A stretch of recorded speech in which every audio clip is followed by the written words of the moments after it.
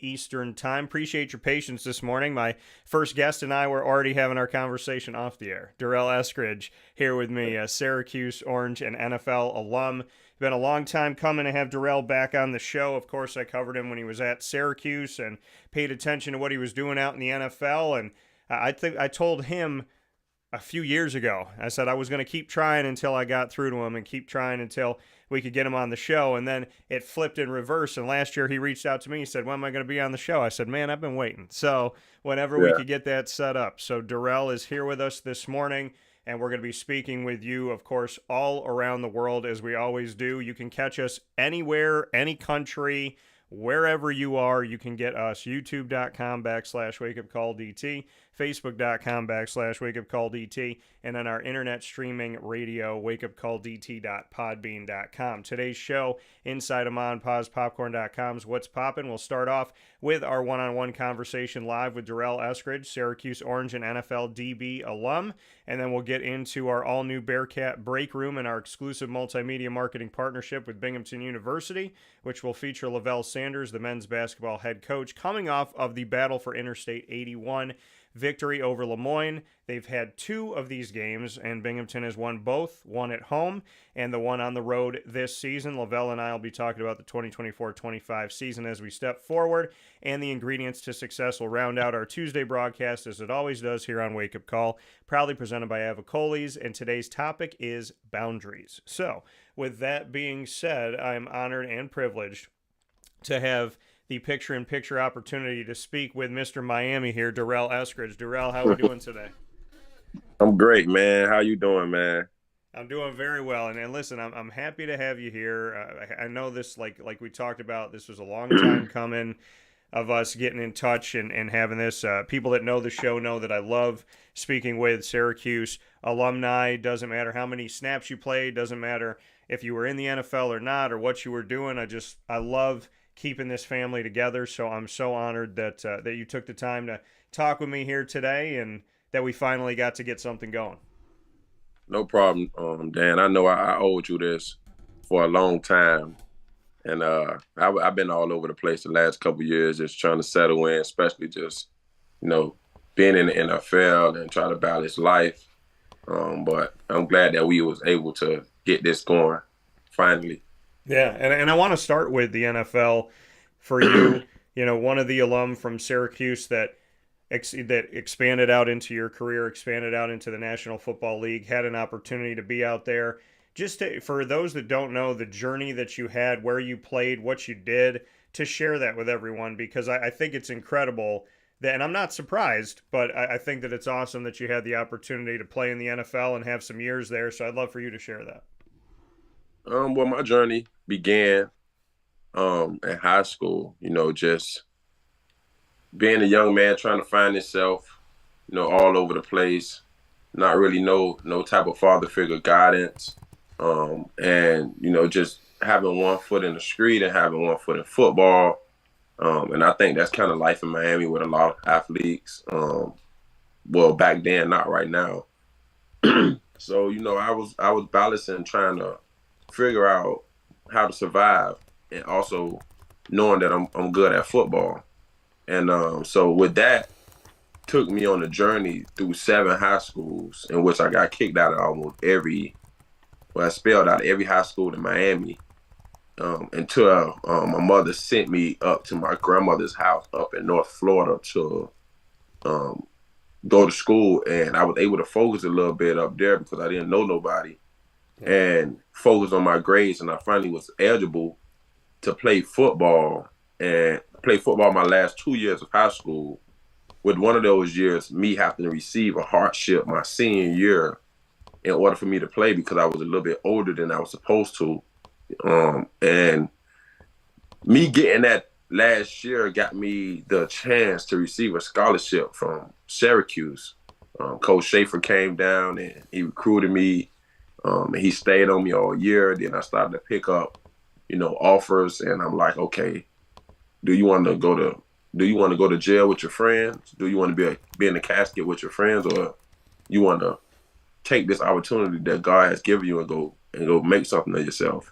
Yeah. And I had just had my baby girl Chloe, and she was just born and or about to be born. And I'm like, I gotta step up and be a man. I didn't have a father figure, so I didn't have a father. I did have a father figure early on in my life, but later on, I got a father figure in Mr. Dwight Jackson at the funeral home, and he gave us the opportunity to work legitimately and not have to go out and do nothing bad to earn money. And also, he taught us lessons on how to be a young man and how to be a respectable young man. So what came with that was like a decision, whether do I want to still be in the street or play football. And I chose the football route. And I went to Syracuse, and my first year I got red flagged by the NCAA. I was one of the starting safeties. We was running the Okie packs at the time where we was running 5 DBs on the field. Yeah. And I had became one of the starters, but the NCAA handed down the red flag on me for whatever reason. It was academically, but at the time I didn't know. And so that kind of set me back again. It's like, okay, this is what you really wanted to do? Do you want to go back home? You want to run? Or you go stay to put it and work hard and get your academics up. And so I stayed the course. And my next year I became a starter. I worked my tail off. Coach Schaefer stayed behind me, and I was able to, receive a invite to the NFL Combine, and go to the NFL. And that was a dream come true because a lot of kids from my neighborhood, a lot of people from my neighborhood don't make it to the NFL, let alone to college. Yeah. Just to be able to leave this box that we grew up in. I didn't leave Miami until it was time for me to go to college. That was my first time ever leaving Miami. So all I knew was Miami. So Syracuse was definitely different from me. I had to adjust. I had to learn how to be open, to how to express myself without being angry all the time or look at someone like they are trying to harm me instead of hurt me. And what that did was, just made me a better man. It taught me how to communicate, taught me how to love openly, just be open and invite love in. So, it changed my life. It changed my life. So that journey, it was a tough journey. I wouldn't recommend it for no young man, but what that journey did was it taught me a lot. It taught me a lot in life. And I think that what keeps me going every day to not only keep myself going, but to help other people.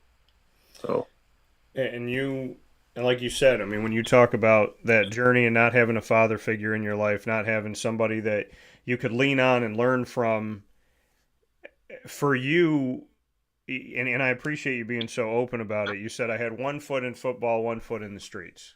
Mm-hmm. I had an opportunity to be in a casket with my buddies, or I had an opportunity to live and chase my dreams. When you didn't have that father figure and you didn't have that guidance from a male figure in your life initially, what kept you from going to the streets, from going to different things that happen within there that people get stuck in?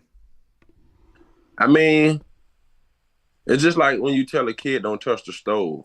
It's hot, and they still have to find out. They have to find out themselves that the stove is really hot.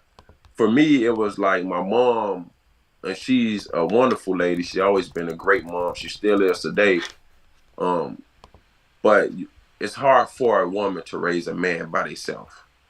And so she tried to tell me the things that I shouldn't do, but I still went out there and I still did it because I had to find out the hard way.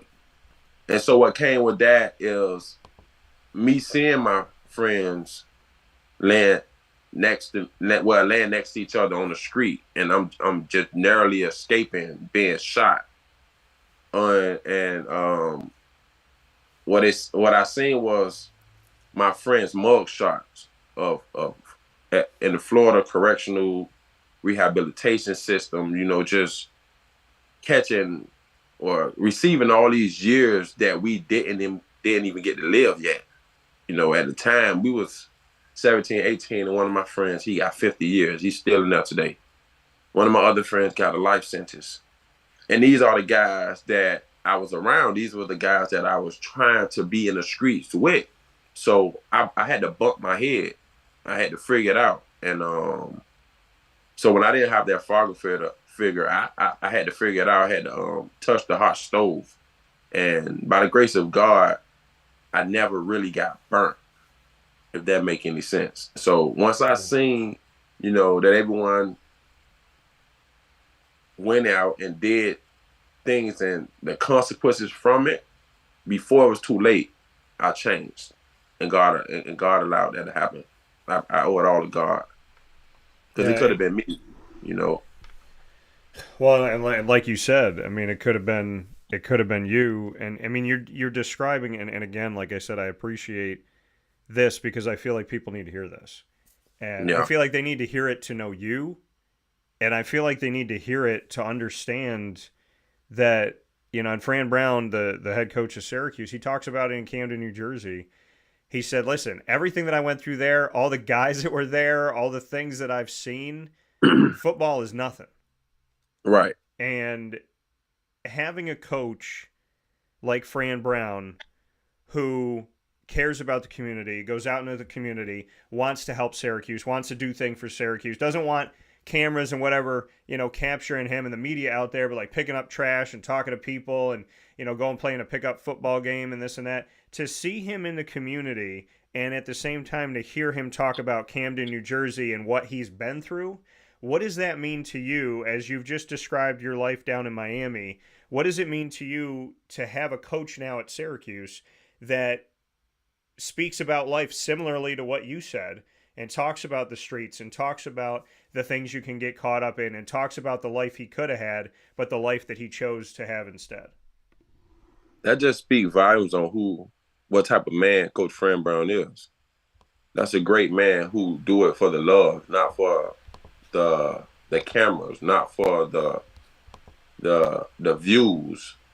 He do it because that's what he loves to do, because he got an opportunity to get out of that. I had a teammate who was from Camden, Dashawn Davis, and so we always shared similar stories. So I know a lot about Camden. I actually went back to Camden a few times with Dashawn on my break instead of coming back to Miami. That was one of the places that I went to escape Miami when we did get a break to go home instead of going back home.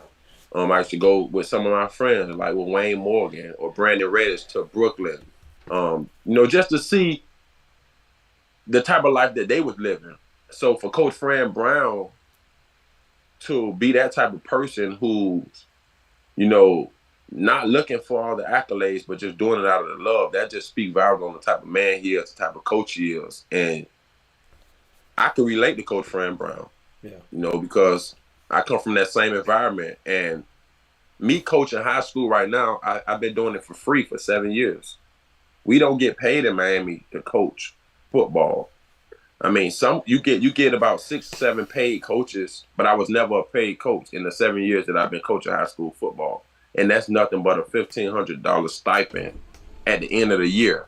Yeah. And, before the year out, you spent $1,500 on kids when Uber rides and when they need food. These same type of kids who come from the same type of community that you come from, who don't know where their next meal coming from. So they need to eat. They need a way to practice to escape, the poverty-stricken, drug-ridden neighborhoods that they come from. So Coach Fran Brown, I could just tell that this is a great man who's leading Syracuse. And I love that him being there. You could see the difference in Syracuse and how they plan and how the student athletes react to him and how they rally around him. So that just speaks volumes on the type of man he is.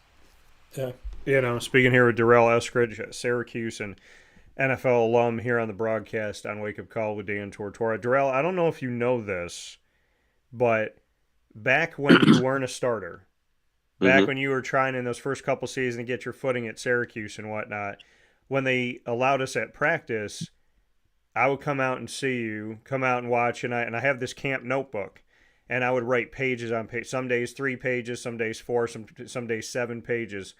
And I still to this day, of all the camp that I've seen, NFL, Syracuse, all of it together, when I think about camp, I think about a hit you put on Ashton Broiled when Mm-hmm. you were at Fort Drum, Or a and drum. I was on the sideline and nobody could stop Ashton in practice. Yeah. And here comes Ashton, and he goes to he kind of leans in and goes to take off, and he's on the left sideline, and I'm standing there, and he comes to you, and it's just you and him, and you lay out and you hit him, and he falls straight down.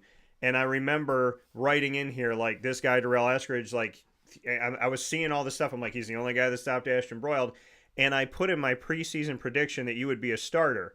I had so-called fans call me like, I was crazy. I don't know what I'm talking about. Durell Eskridge, like, nobody's saying this. And then when you started playing well, the media started asking each other about Durell, but I was one of the only people that ever mentioned your name. So I don't know if you know that, but you stuck out to me in practice so much that I put myself on the line and was like, Durell Eskridge deserves to be a starter. And I got laughed off. And then at the end of the season, you were a starter. So I wanted to officially say thank you that my prediction of what I saw in you came true, because of all the players that I've seen in Syracuse history and all the practices I've been to, and I mean this with my whole heart, watching you play in practice, because I'm a student of the game and I just love the game and I love being there and I wish we could be there longer.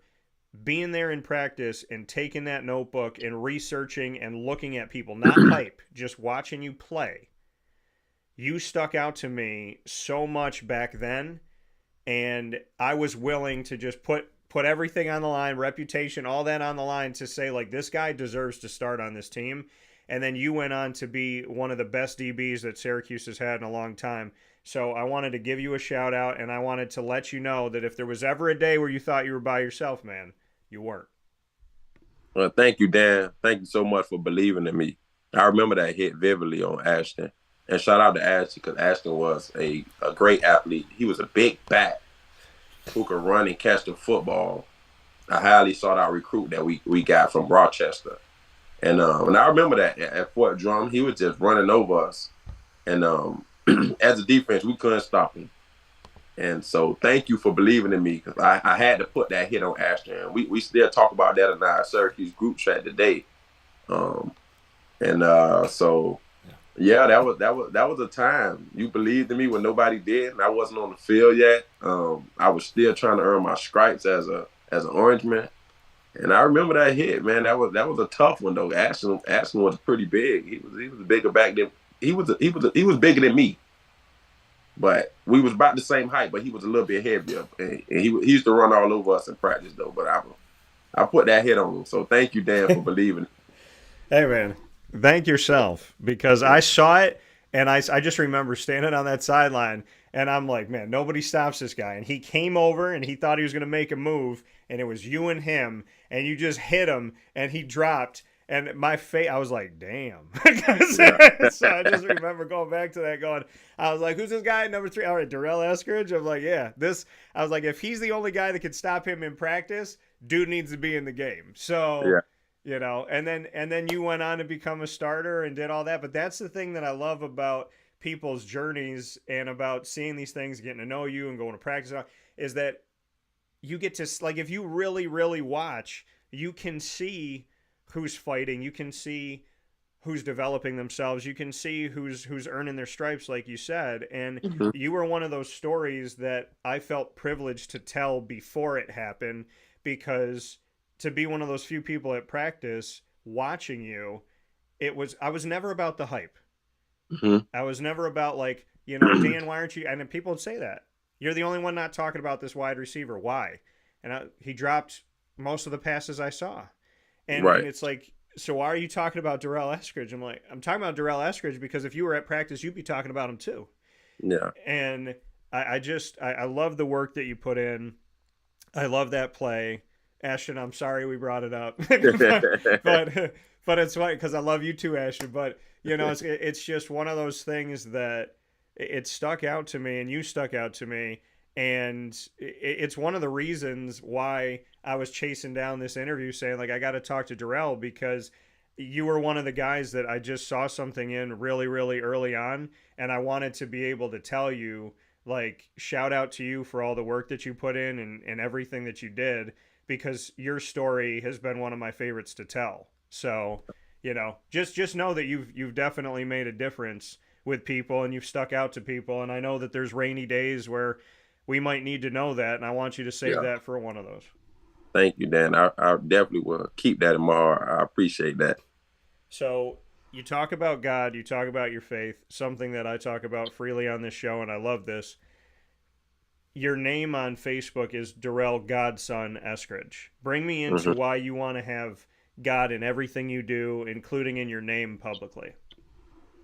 Because God is everything, and I know everyone have their own beliefs, and they believe in whatever God there is, and we all have the rights to believe in whatever we believe in. But I believe in God. I'm a Christian, and um, my mom always just talked about God, even when things was bad. She used to just, praise God, thank God that you have food, in your stomach, or thank God that you have clothes on your back, because it's a lot of kids who don't. It's kids in Africa who's starving right now, and you're trying to throw away that piece of bread, or throw away that last scoop of corn, or you want a new shirt when it's kids who don't have a shirt. You want a new pair of pants or new sneakers. So, but just growing up with the type of mom that I have, she always put her faith in God. So it carried me as I got older. And like I said, I seen so much and did so much. But one thing I never lost was my faith in God. I never stopped praising God throughout whatever it was I was doing, whether it was good or bad. I always praised God, and I always prayed when I left the house, and I always prayed when I made it back inside the house. So as I went through my journey, I always just leaned on God, and I always got through it. So I just believe God do everything for a reason. God is always with me. He's with us who believe in him. And Yeah. without God, nothing can be done. So that's just me and my faith, and I instill that in my kids. And I just want them to know that whatever you're doing, God is watching. And I always talk about this because I work at the funeral home as well, on the weekends with my dad who helped raise me. And one thing that he always say in closing when he's doing the funeral is, if he leaves today or tomorrow, he's okay, because he know he have put out good into the world, and he have did God's deeds. So my whole reason for living is to do good into the world and put out good into the world, with so much evil and so much negativity that goes on in the world, and to instill that into my kids so they could do good and put out good into the world and treat people good. So I just have a very strong belief in God. Yeah. And I applaud it, and I love it, and I love hearing it, and I appreciate your mom for instilling that in you. And you said something big. You said God is always watching. Hmm. And by the way, Dyshawn Davis just connected with us here, so shout out to Dyshawn as well. Shout out to And Dr. so, it was funny because I saw Dyshawn a few months back, or was it? It might have been. It was last. It was no, it was last season. I saw him last season at a tailgate, Hmm. and no, it was this year. I think it was the spring game, and I saw him at a tailgate, and I went up to him and I said, "Hey, Dyshawn," I go, "Dan," I was like, "Dan Tortora." And he smiled. He goes, "I remember you, Dan." Yeah. So I'm like, and Dyshawn, he too. He's one of my favorite stories to tell. I was like, man, that guy Yeah. came in so quiet, so reserved, didn't say a lot, didn't really like vocalize his thoughts and his feelings. And by the time he left, he was this guy talking about everything, just going through it, breaking it down. And I saw his evolution as a man, and I was like, that was something that will always stick out to me, is who he was when he came in and who he became. Yeah. Shout out And to Dr. Man. Dr. helped me a lot while I was at Syracuse. Very resilient, great player, hard worker, undersized linebacker, but he'll hit you like he was a 250-pound linebacker. Catch interceptions. He can make plays in space. Dashun just all around player. It was so cool having him as a teammate. Still having him as a brother today. always being playful, always laughing, just smiling, and that's what I'm talking about with guys who come from like places like Coach Fran Brown, where they come from those horrible places where you could have ended up being a statistic, but you didn't. Like Dashawn, you walk around smiling and giving back. So, shout out to Dashawn, man, because he always had great energy. Even when I went back home with him and his living conditions, and he knew my living conditions, he always had great energy. So, shout out to Dashawn. That's my brother for life. Yeah, like you said, I mean, that positive energy, always smiling. Always smiling. I was like, are their teeth whiter right now? I mean, it's but just the type of person. And again, another person that always treated me with respect and always treated me well, and just one of the good guys out there like yourself, working hard. And you talk about appreciating and valuing all this stuff, and you said something about like God is always watching you, and it connects to something that I say. And when it's like, if people know God and they don't, I'll say the same thing. Mm-hmm. Whatever you're doing or you're saying, picture doing or saying it while you're holding God's hand. Right. Like, are you willing to call this person a name and beat them down and yell at them and abuse them verbally while holding his hand? Can you punch somebody? Can you shoot somebody? Can you commit this sin while holding God's hand? Mm-hmm. And I would like to hope that something inside of you, that voice, that conscience, that maybe if it's really, really dug in there, that light will come out of it and say, no, I can't do it. Yeah. And, you just hope that people find that within themselves. But, I mean, God is always watching. And I know you said, you've been coaching for 7 years in an unpaid job. You're doing it for the kids. You're doing it to help.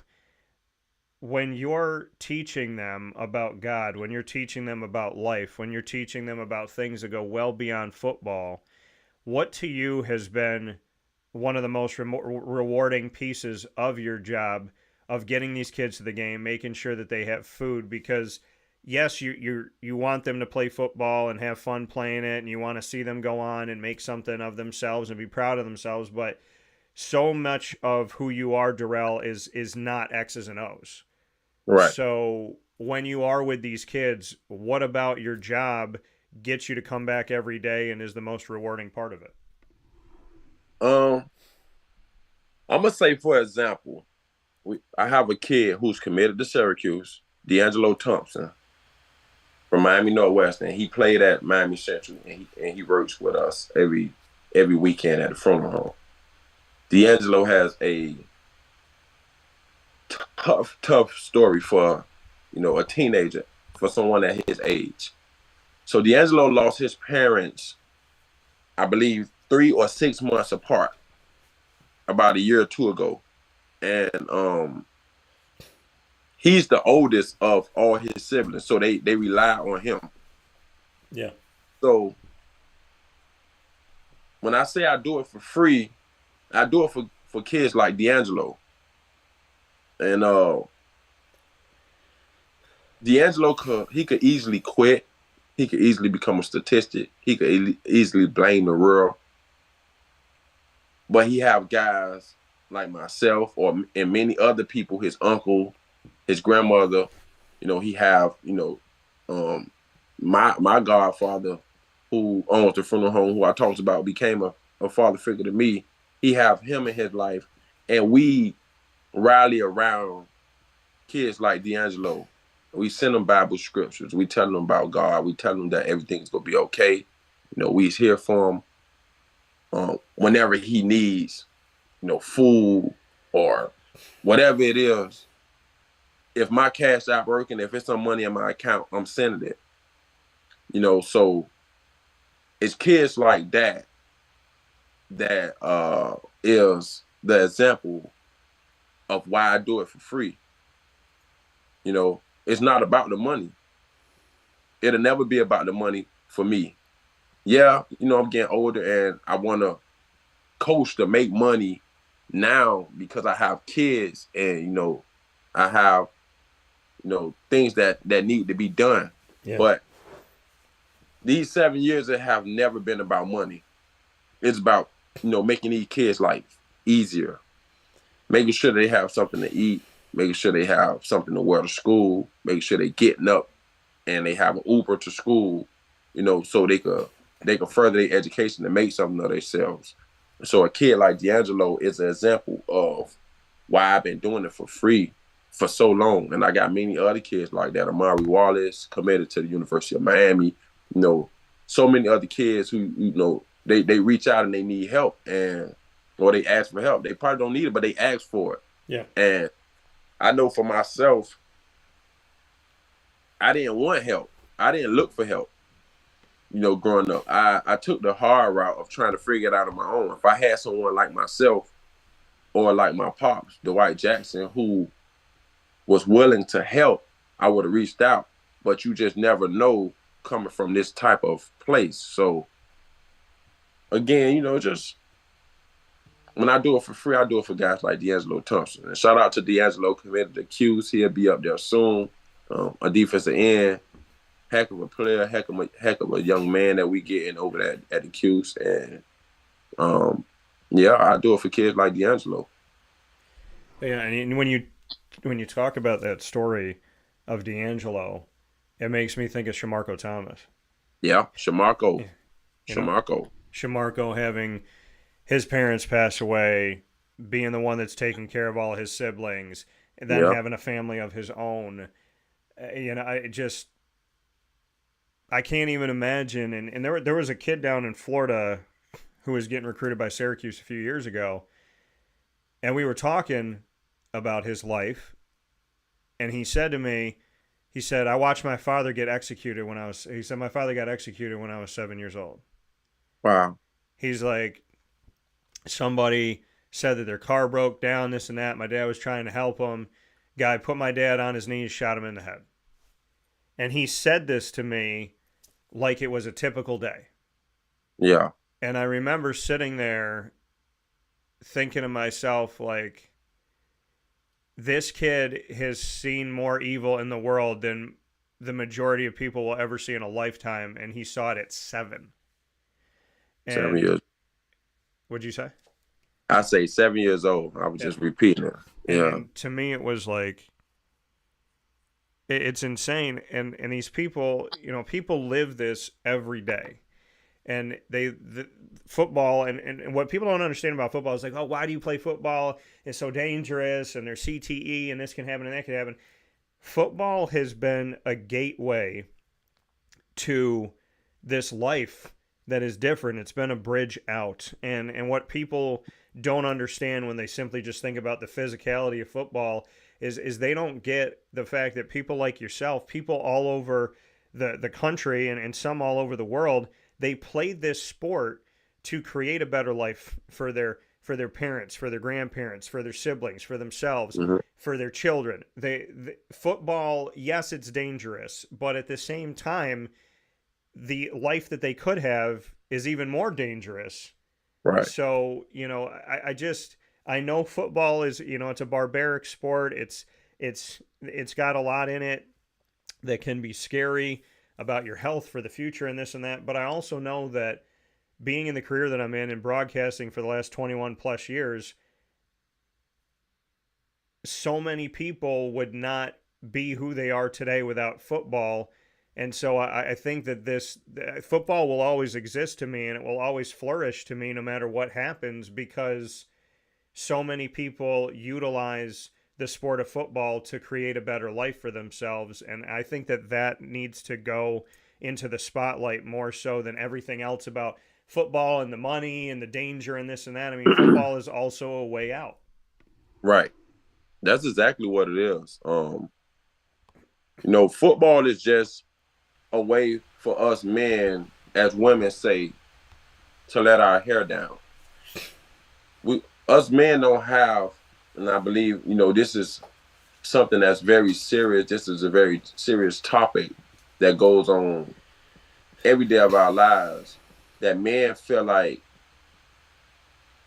and I know I'm kind of getting off topic, but men kind of feel like we don't have no one to talk to, because as men, we have to be masculine. We have to be tough.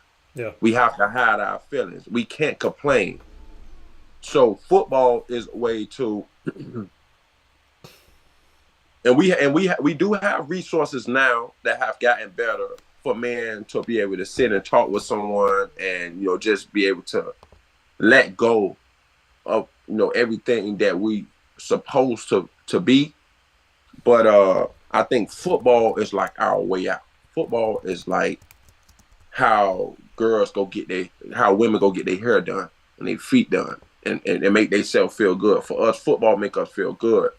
It's our life. It's a way for us to communicate and meet people and become brothers and rely on each other. You rely on the guy next to you. And before you punch a wall or you shoot a gun or you do something bad or something physical, we use football to hit someone, you know, to make a play, you know, just to make someone miss or make a hard tackle on somebody. We use football as that. So especially in the inner city, for a lot of guys who just have so much anger built up against the world or what they've been through and feel like, you know, the world is against them, football is a way to let go and let loose. So for you know, for us, you know, it's dangerous and it's not about the money. It's just about being able to let our hair down and just be men for a change and communicate with other men on the field, you know, on the court, whatever it is, on the diamond, whatever it is, you know, just being able to, you know, just work with other guys and, or, you know, whatever it is, you know, it's a way for us to let our hair down and just be ourselves. That's all. Yeah. And it's a great way to put it. And I can respect it and I can appreciate it very much so how you put it that way. You know, it's an outlet. It's a place for a man to put his energy, to put his emotion, to have that family, to have that connection when so many times in society men are told you have to be tough, you got to take care of it, you got to do all this stuff. And I tell people this all the time, and I really mean this, and I've said this because I'm a single man in society. I've said this in dating, and some women have been totally, I think, turned off by it. But I was like, you don't understand what I'm saying here. I said, a strong man still needs a place to rest his head. And when he finds a woman that he can put his head on instead of her putting her head on him all the time, if a man can put his head on a woman's shoulder, and I've had a lot of women go, well, that's not masculine, that's not masculine, or it turns them off and this and that. And I said, then you're not my girl, because everybody needs a partner. And I think that people forget in society that even though we talk about equality, men are still expected to do most of the things in a relationship. And a man like me who fights as hard as I do for as long as I have, the day that I can come home and see a woman and she goes, hey, babe, put your head right here, lay down, you had a tough day. That's someone that I'm going to respect. Right. You know? And so to that effect of it, before we get into a couple other things, Durell, you have 2 daughters. Mm-hmm. You're going to be a husband soon. What has family life been to you? What is, being with someone, and having that relationship, what has that relationship taught you? And what has it, what has being a father taught you?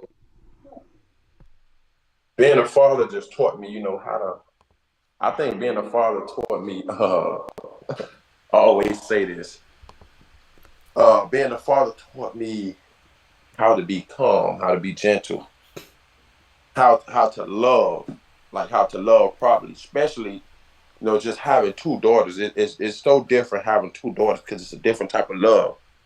And all the love that I feel like I missed out on in life, just like I said, from not having a father, it's like it's reversed and I'm getting it back from my daughters. Yeah. And so my daughters they worship the ground I walk on.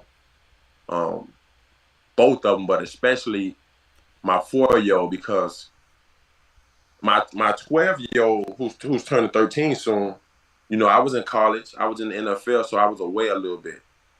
So the last couple of years, I've been able to really connect with her and I ain't gonna say get my daughter back, but been able to just be the father that I always wanted to be here every step of the way. And with my 4-year-old, I have been here the last 4 years. Yeah. So they worship the ground I walk on. They just give me X amount of love. They kiss me, hug me, tell me how much they love me before I leave the house. They want to kiss. When I come back, they want to kiss. They want to hug. And that's just a different type of love. And then also to have a partner who loves and respect me and she's behind me 100%. To have that type of love from women, those three women, two young ladies, my daughters and my girl, it's different. And what that does is it allows me to be a man. It allows me to be soft when I need to be soft, and it allows me to be hard when I need to be hard. And like we were just talking about, men need that. I never was able to be soft. I always had to be masculine. So to have a woman I can put my head on and I can tell my problems to, and she's there to listen, to help me and to help me through whatever it was.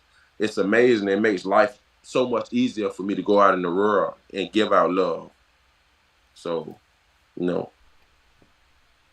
Shout out that's to what that. it's all love. What is her first name? Amber. Amber? Yeah. Well, shout out to Amber, and shout out that you got a safe place to land. So, Yeah. Durell Eskridge here with us on Wake Up Call inside of the 2024-25 season. Durell, we're going to play some rapid fire. We'll talk about a little bit of football in it. We can ask each other anything in the world. You can put me on the hot seat, and I can do the same. You get to ask me the first question, and it can be anything that you want it to be. So what's your question? My question is, do you think we should have been in a better bowl game this year with the way we played? Absolutely. And so here's the thing. This is my kind of rule of thumb, and I did a whole story about it, and people can check it out on wakeupcalldt.com. It's on the main page, and it's also under the tab that says Paper Trail, the Articles tab, pardon me. So you go to the Articles tab, and it'll show you Paper Trail, and you'll see the story. But I broke down the bowls that the ACC is affiliated with. Syracuse, typically, if they get to 8 wins, is going to go down south. Get more than that, definitely going to go down south. East Coast, a good thing. Snowbirds, a lot of people in Florida. I thought Syracuse, should have been, could have been in the Pop-Tarts Bowl, which is the former Camping World Bowl, the former Citrus Bowl. And so that's where they were a few years ago when they were also 9-3 and ended up being 10-3, beating West Virginia. So, I mean, I looked at that one. I looked at the ReliaQuest Bowl, which is in Tampa, and I thought that made more sense. Going across the country to face an 8-4 unranked team that basically has a home game now in Washington State, I didn't think that was fair. And, I mean, shout out to the DirecTV Holiday Bowl and to, accepting Syracuse, but I think finishing in the top 5 of 17 schools, Syracuse should have been closer to home, probably in Florida, maybe in the Carolinas. So, yeah, I think it should have been better. And I think Syracuse has definitely proven their worth. And for Miami to go to the Pop-Tarts Bowl and be above Syracuse in the final standings, but Syracuse defeated them, I just feel like somewhere in the Florida mix with all the bowls down there, Syracuse should have been there. It's a direct flight for people. There's a lot of people from New York that are already down there. It would have made a lot of sense to me. I don't think there's going to be a lot of people in San Diego necessarily. I don't think that I know that there's people out in California that are, alumni, but I don't know how you sell that game to fans that live in central New York. I don't know how you sell that to people going across the country, taking a flight that'll, you're going to take a connection. So you're going to go from Syracuse to somewhere, and then you're going to take like a 5 or 6 hour flight from there. So I think it's difficult. I think it's difficult for the media. I think it's difficult for fans, and I don't think it was fair. I mean, in the same respect, San Diego's a beautiful city from everything I've heard. It's a great place to go to. My buddy Donald's been out there for many years, and he's wanted me to come out. So, I mean, I think the city itself is a great opportunity. I think taking this season and putting it on the other side of the country, really, to me, I think some fans and some media are going to feel like, what the heck? And so that's kind of how I look at it. Right. Yeah, I feel the same way. I wanted to get your thoughts on that because I felt like we definitely should have been in the better bowl game. But like you said, shout out to Directv Holiday Bowl for accepting us. But we definitely deserve to be in the better bowl with the way we played all year, with the type of quarterback that we have, the running back and LaQuinn Allen, the receivers, the defense been playing lights out. So I definitely felt like, and our coaching staff is amazing. So I definitely feel like we should have been in a better bowl game. But, it is what it is, and we'll take it. Yeah.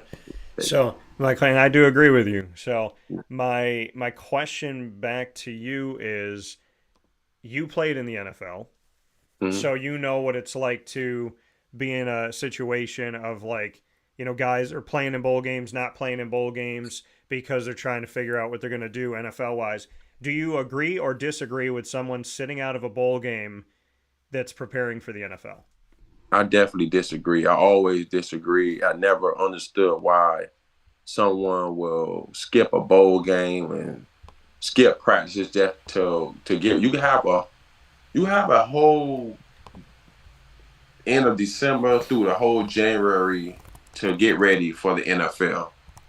And sitting out one game, whether you're trying to prevent yourself from an injury, whatever it is, it could have happened in any game this season. So now you have one extra game where you can showcase your talent and be with your brothers one more game, and you choose to sit out for money.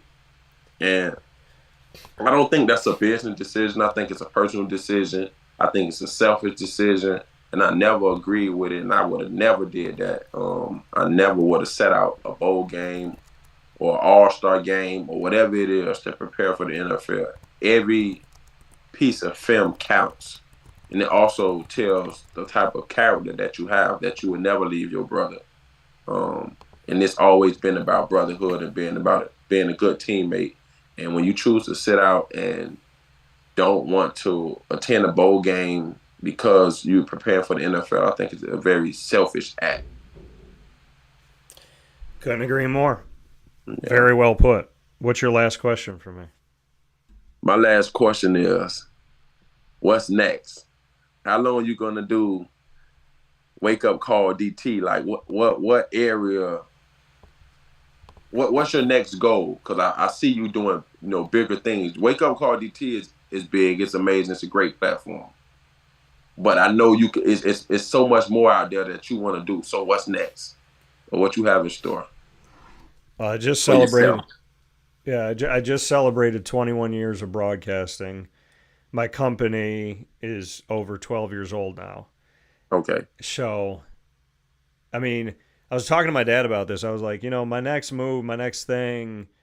I said, I don't know if it's Wake Up Call. Like, obviously we keep going with this, but it's like, I don't know if my next project is Wake Up Call related. I don't know if it's related to certain things I'm doing right now. I love screenwriting, and I've been really passionate about a script that I worked on in college, and then now I have this idea of the script to write it and on the same character, but it's totally different, and it's something we've never seen, and there's so much lack of originality in movies and now. So I'm kind of thinking about, like, is this the time for me to do it? Is this the time for me to keep doing what I'm doing with Wake Up Call and keep traveling, keep doing all this stuff? We've become an international show. We've reached people all over the country. We reach people outside of the country. And I love what I'm doing here, but is it time for me to screenwrite? Is it time for me? Because I love comedy. I love making people laugh. So there's been people have been asking me since I was 10 years old if I would get on a stage.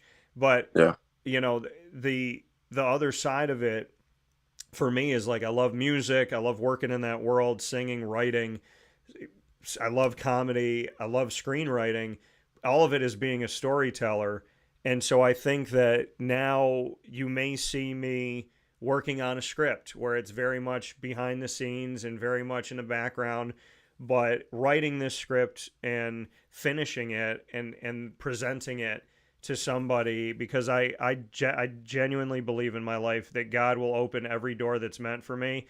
And if people are like, well, how are you, who's not in Hollywood, going to be a screenwriter, and nobody knows your name out there, and this is a character that everybody knows, and why would they let you do it?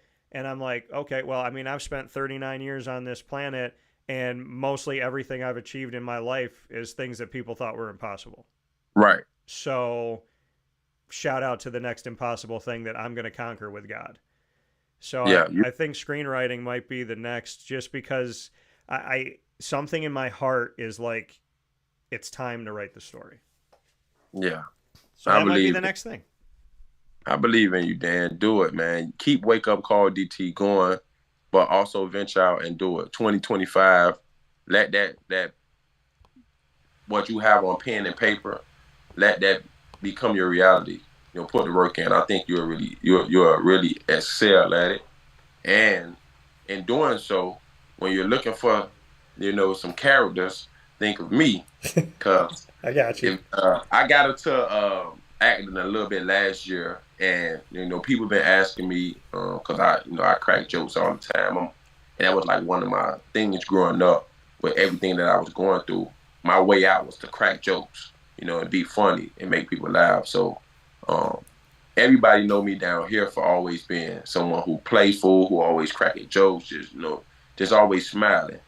And so people always ask me to get on screenplays, and so last year I finally got on my first screenplay. It went viral down here and on the internet. We got about 7 million views. And I had it pinned to my profile, but I took it down. I'm gonna repin it. And acting is something else that I want to do. I want to get into, and I was just thinking about, should I go back to school? Should I go to one of those, good schools and get into acting, or should I be a policeman? That's another dream that I always want to do. Or should I go be a graduate assistant? So when you need characters, think of me, Dan. I got you. Yeah, I got you. I'm already thinking about if one of them came to life, it could make a lot of sense. So yeah, it will. I think it will. Just keep working. Just be what? I say keep working. It will. It gonna come to life. You got it. No, I appreciate that vote of confidence. My last question for you, Durell, I won't forget you. I never have it now, never will. My last question for you: if you could be in a movie as a superhero, what superhero would you choose, and what villain would you want to face? I think I want to be Superman, just because I always felt like I was Superman. Just, with everyone around me, my friends, my family, they know if they call on me, if I can't do it, I'm gonna try to do it. I'm gonna try to make a way to do it. So I always felt like I was Superman, and I always got praised for just being someone who always try to be there for everyone. And the villain that I probably want to face, probably the Joker. Okay. Yeah, probably the Joker. I think I want to get at the Joker. He does a little evil, and he has an evil girlfriend. So I like to take that little couple down. But I think I want to be the Superman, though. I just want to always be able to help anywhere in the world, anyone.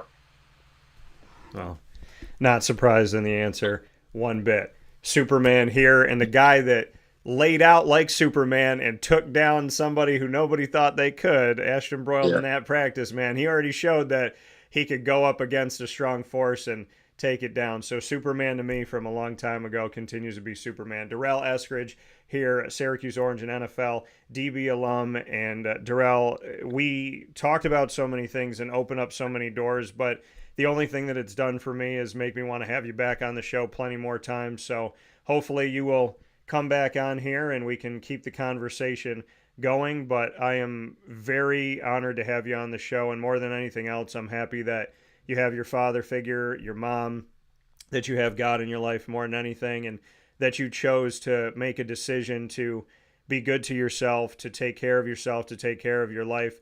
Your story today, of anybody that's watching and listening, this shows you, this man right here shows you that you can make it out. And I just thank you more than anything for sharing your story and for living your story, that you're not only here to talk with me today, but that you're here to talk to other kids about how they can take care of themselves. So I just want to thank you for that. No problem. Yes, sir, Dan. No problem. And whenever you want me back, just, you know how to get in contact with me. And if I could do it, I'll definitely be there for you. Durell Eskridge. We need him right now in the Holiday Bowl. So with that being said, Thank you I got so. the S on my chest. I can't be Superman today though, but I got the S on my chest. Hey, listen, you got the S on your chest. Like I said, there's a lot of Superman to your story, and there's a lot of things that you've done that have been truly just above the typical day. So I mean, to me, you are a superhero. I'm not saying that to say it. I'm saying it because I mean it. So you wear that S proudly on your chest for Syracuse and for the life that you've had. Durell Eskridge, God bless you. You're only getting started, man. And I know that you and I are going to build together, and we're going to be really proud of what we build. Yes, sir. I appreciate it, man. Thanks, Dan. All right, man. Take care. Have a good day. Okay, you too, man. See. That coming from Durell Eskridge here on Wake Up Call with Dan Tortora, where sports truly meets that thing called life. I don't know how to say goodbye to people. I don't. And if you realize I never say goodbye, I say see you, because goodbye is final. So I don't say goodbye.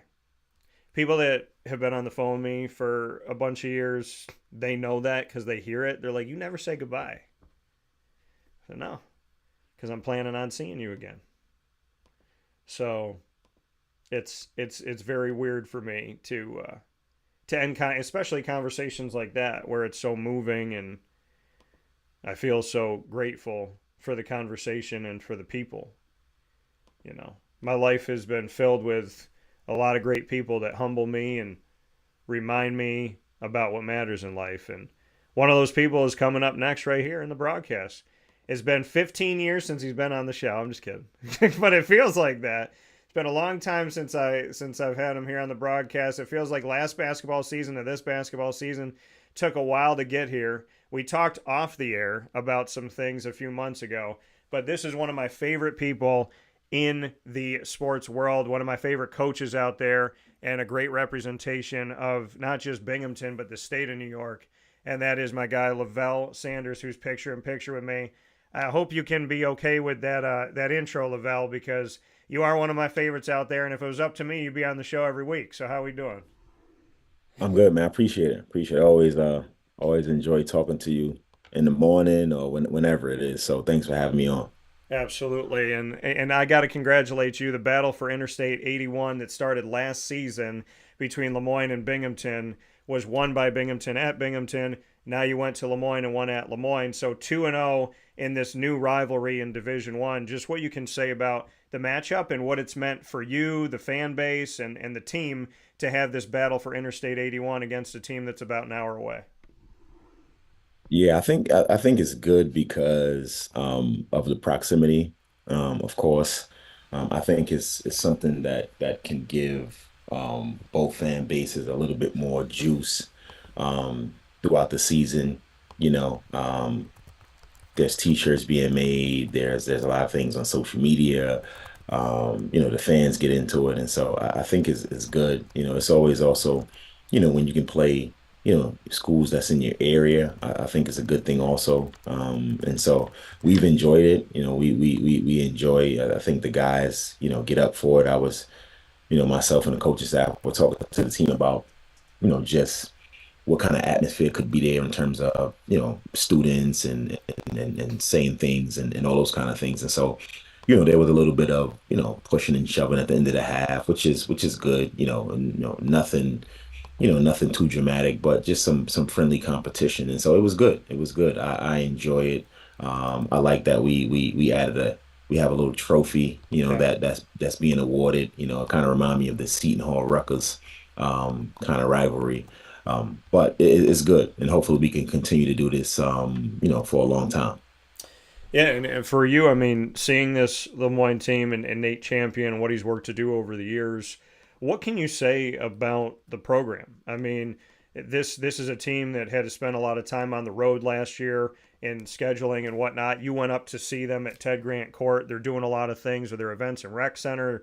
They're going to be going through a $45 million reimagining and revamping of all of that. You've seen the talent on the court itself. What can you say to what Lemoyne is doing and what the experience was like when you came up to Syracuse? Yeah, I think whenever teams are going through a transition where, you're going from one level to another level, it takes some time to adjust and adapt to that. I think he's doing a really good job. Coach is doing a really good job with, the players that he's getting in there and the way they play. So I spoke to some people about, kind of the capital campaign that they're going through for some expansions, for some upgraded facilities. And so, I think they're on the right track. You know, I think facilities is one thing that you definitely have to, have up to par, because that's one thing that a lot of the recruits look at. Is some of the things that recruits are really keen on is your facilities. And so, with what they're doing and what they're trying to do up there, I think they're moving in the right direction. And I think the, coach has the program going, in the right direction. Yeah, and for you, when you look at Binghamton on your side of it, you've been building over the years here, and you've been working to create sustained success. And you and I have talked about it. So you talk about a school in transition and what they're trying to do and the things that they're trying to work. For Binghamton, there was this transition out of the old norm. And with Binghamton men's basketball, there was a lot of losing seasons. You came in and how you recruit, who you recruit, what you do, how you develop, the way that you carry yourself, where you came from, what you asked of yourself. There's so many things that you've put into creating something at Binghamton of this sustained success atmosphere and changing the culture. Where is that culture at right now, and what can you say to the journey so far? I think it's in a good direction, going in the right direction. You know, you were saying you a lot, and I know I'm, probably the face, and everybody sees me out there, but the staff that I have has a ton of input, and they have a lot of their fingerprints on this thing also, and so it's definitely for us. It's a team effort in terms of the staff, but yeah, we try to get recruits and student athletes that we think can help push the program forward. We also try to get student athletes that we think we can help. So it's a good marriage. But nowadays in college athletics, it's just it's so much about you know what athletes can get. There's so much movement going on. There's so many transfers happening.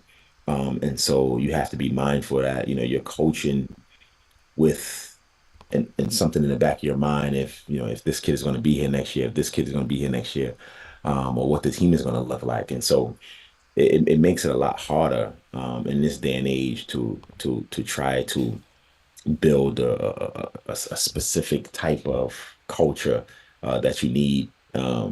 because that's changing so much every year. And so whenever we do have guys that stay, we really try to empower them to help with that, because your coach is only going to be as good as the players that you have in your program. You have to bring good players in your program. You have to bring good people in your program, and so those things are so much harder to do right now, and it really doesn't really matter so much now about the relationships and all of the old school things and values that the sport or college athletics was kind of built on. It's really transactional. And so, we have to kind of remain, um, you know, headfast and steadfast on bringing in kids that can compete in the classroom, because we are a pretty good academic institution. So Yeah. first and foremost, you have to be able to compete in the classroom. It's not one of those institutions where you come and all your classes are online and you never see your professors. All our classes are in person, and you have to be a student athlete. So um, you know, Coach Brian Johnson always say, like, you have to know who you work for, and I know who I work for here at Binghamton, right? I know what they value, and so we try to bring student athletes in our program that can embody everything that Binghamton is about. And first and foremost, it's an academic institution, and then we're athletes second. So that's what we try to do. And for the most part, I think most of the kids that we bring in buy into that. And we've been kind of just going about our business the way we go about our business, and really can't we can't really look and kind of try to follow the Joneses, because it just doesn't work here. We have to do it the way that it's going to be able to function here at Binghamton, and that's the way we do it. And Levell, you speak on that. You speak on the old school, which is relationships, building connections, actually caring about people, going to school. And then there's this transactional, I just want money. I want to get to the NBA. I want to be in the league. I want to play overseas. I don't really care who I cut down on my way there. I'm just trying to get there. So we see the old school, which was building the forest, and we see the new school, which is cutting down all the trees. How do you continue to build the forest in a world that just wants to cut down the trees and take the wood? Well, because I don't think that it's necessarily, everybody is cutting down the trees, and we've always been about you have to do your research, right? Because as I said, we've always been a good academic institution since I've been here. And so it was never, the first kid that you try to recruit, you're going to be able to get that kid in school. And so we kind of take that same approach. We have to be able to bring in the kids um, that are about the things that we're about, and you might have to look a little bit harder. You might not be able to get the first few guys, which has happened to us numerous times. Um, but that's just how it is, and we know that's the world we live in, right? And so again, we can't really look at what other people are doing. We kind of have to go about it, the way we go about it. And I remember early in the last summer when we were, or this past summer, we were in the spring, we were recruiting, and we were missing out on a lot of kids because of the NIL situation and all that. And I was telling the coaches, like, don't beat yourself up. Like, we're gonna get the kids that we're supposed to get, and again, that's just how we do it. And then, once we get the kids here, then it's up to us to be able to coach them up and have them become better players. We have to develop the kids because, you know, we are not getting ready-made or finished products, right? Yeah. You look at a kid like Chris Walker, who just scored 30 points this past weekend against Lemoyne. Last year was a huge process of just trying to get him to understand like who he is and what he can be as a basketball player. Because a lot of times, these kids are looking at their friends that's doing this and doing that. But again, he's developed. It took him a year to develop into who he is, the player he is now, and getting him to understand the way he needs to play and the right way to play. And that's just how we have to do it. We have to develop kids on and off the floor, and we know that, and we embrace that. Yeah. Levell Sanders coming here on this edition of the Bearcat Breakroom. Binghamton men's basketball head coach inside the 2024-25 season and inside of our exclusive multimedia marketing partnership with Binghamton University. Looking at your staff, who you made mention of, I want to shout them out here. Your associate men's basketball coach, Brian Johnson, and then your assistants, Marlon Guild, Patrick Norris, as well as the director of operations, Matt Burke, the assistant strength and conditioning coach, Bill Bacon, video coordinator and assistant coach as well, Tyler Williams, and your athletics academic advisement assistant, Alicia Harris. When I say those names, and I let everybody know, like, this is the staff, these are the names, these are the people, what do you think about when you walk into the building, when you go into a meeting room and you're with this specific staff? What do you think you have? You said, what do I think I have? Yeah. I think every coach says these things, but I think for us and for me, just the best people that I can have, people that I trust, people that I know that are that have my back. I've had numerous situations where I couldn't be here because of family issues, and I was so comfortable stepping away because I know that these guys understand me.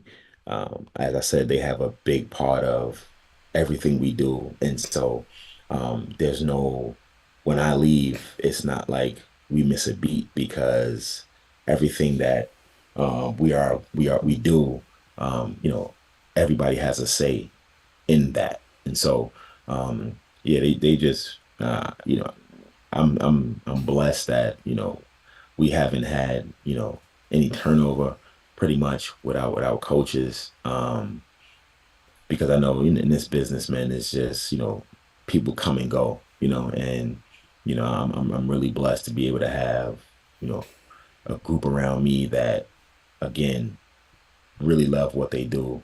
I we first hired the staff, and Brian and Patrick were holdovers with me basically. Yeah. And we kind of sat and talked about just job descriptions and stuff and what I wanted them to do. Um, I mean, I don't have to hold their hands. I don't have to look over my shoulder or their shoulder. I know that they're going to do the job to the best of their abilities. I know that they really want to be good at what they do. And so, um, I remember Coach President Harvey said something to me that really stuck with me when he was going through the AD process of hiring a new AD, and he was talking about, there was one candidate that didn't get an opportunity to interview, and I think a lot of people felt that candidate should have gotten an opportunity to interview, but the search firm didn't choose that candidate. And President Harvey said to me, he's like, listen, we hired a firm to do a job. I cannot now go and do that firm's job, right? We hired them to do a job. And so I feel the same way. Like when you hire someone to do a job, I don't want to turn around and have to do what they were hired for, right? So we trust them, and we really believe we got the right person and the right people here, then they should be able to go out and handle and do all the things that they need to do. And they really do. And then, like I said, I really believe that for me, this is the best group that I can have. And I would hate to have to see somebody leave, but those things happen. But I really love this group that I have. And you had made mention too that you had to step away because of some family things, and you and I had talked about that a few months back. How is everybody?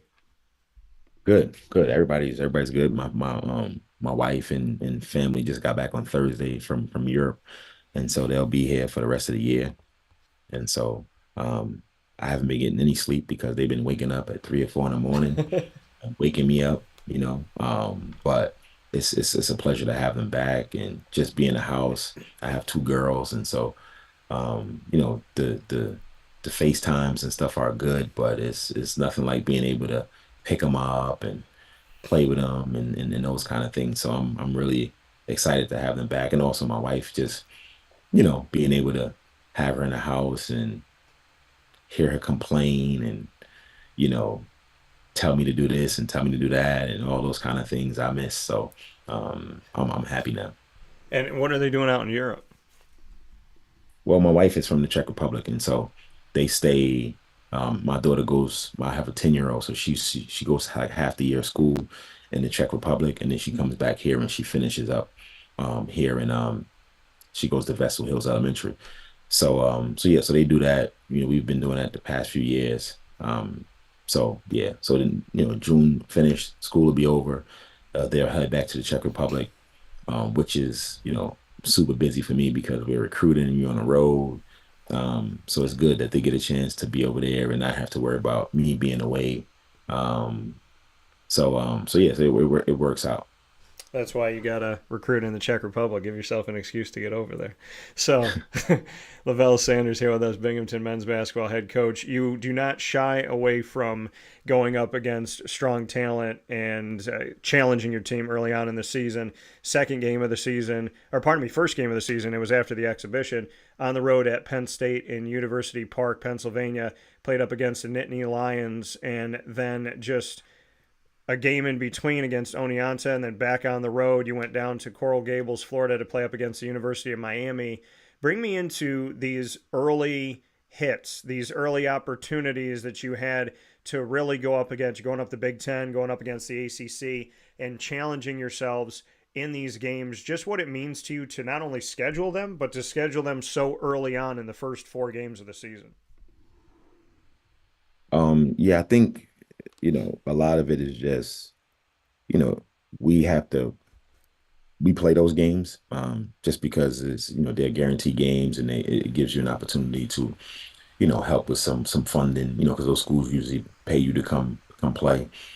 So that's one train of thought. The other thing is, a lot of times we try to schedule games, proximity wise, where some we can drive to.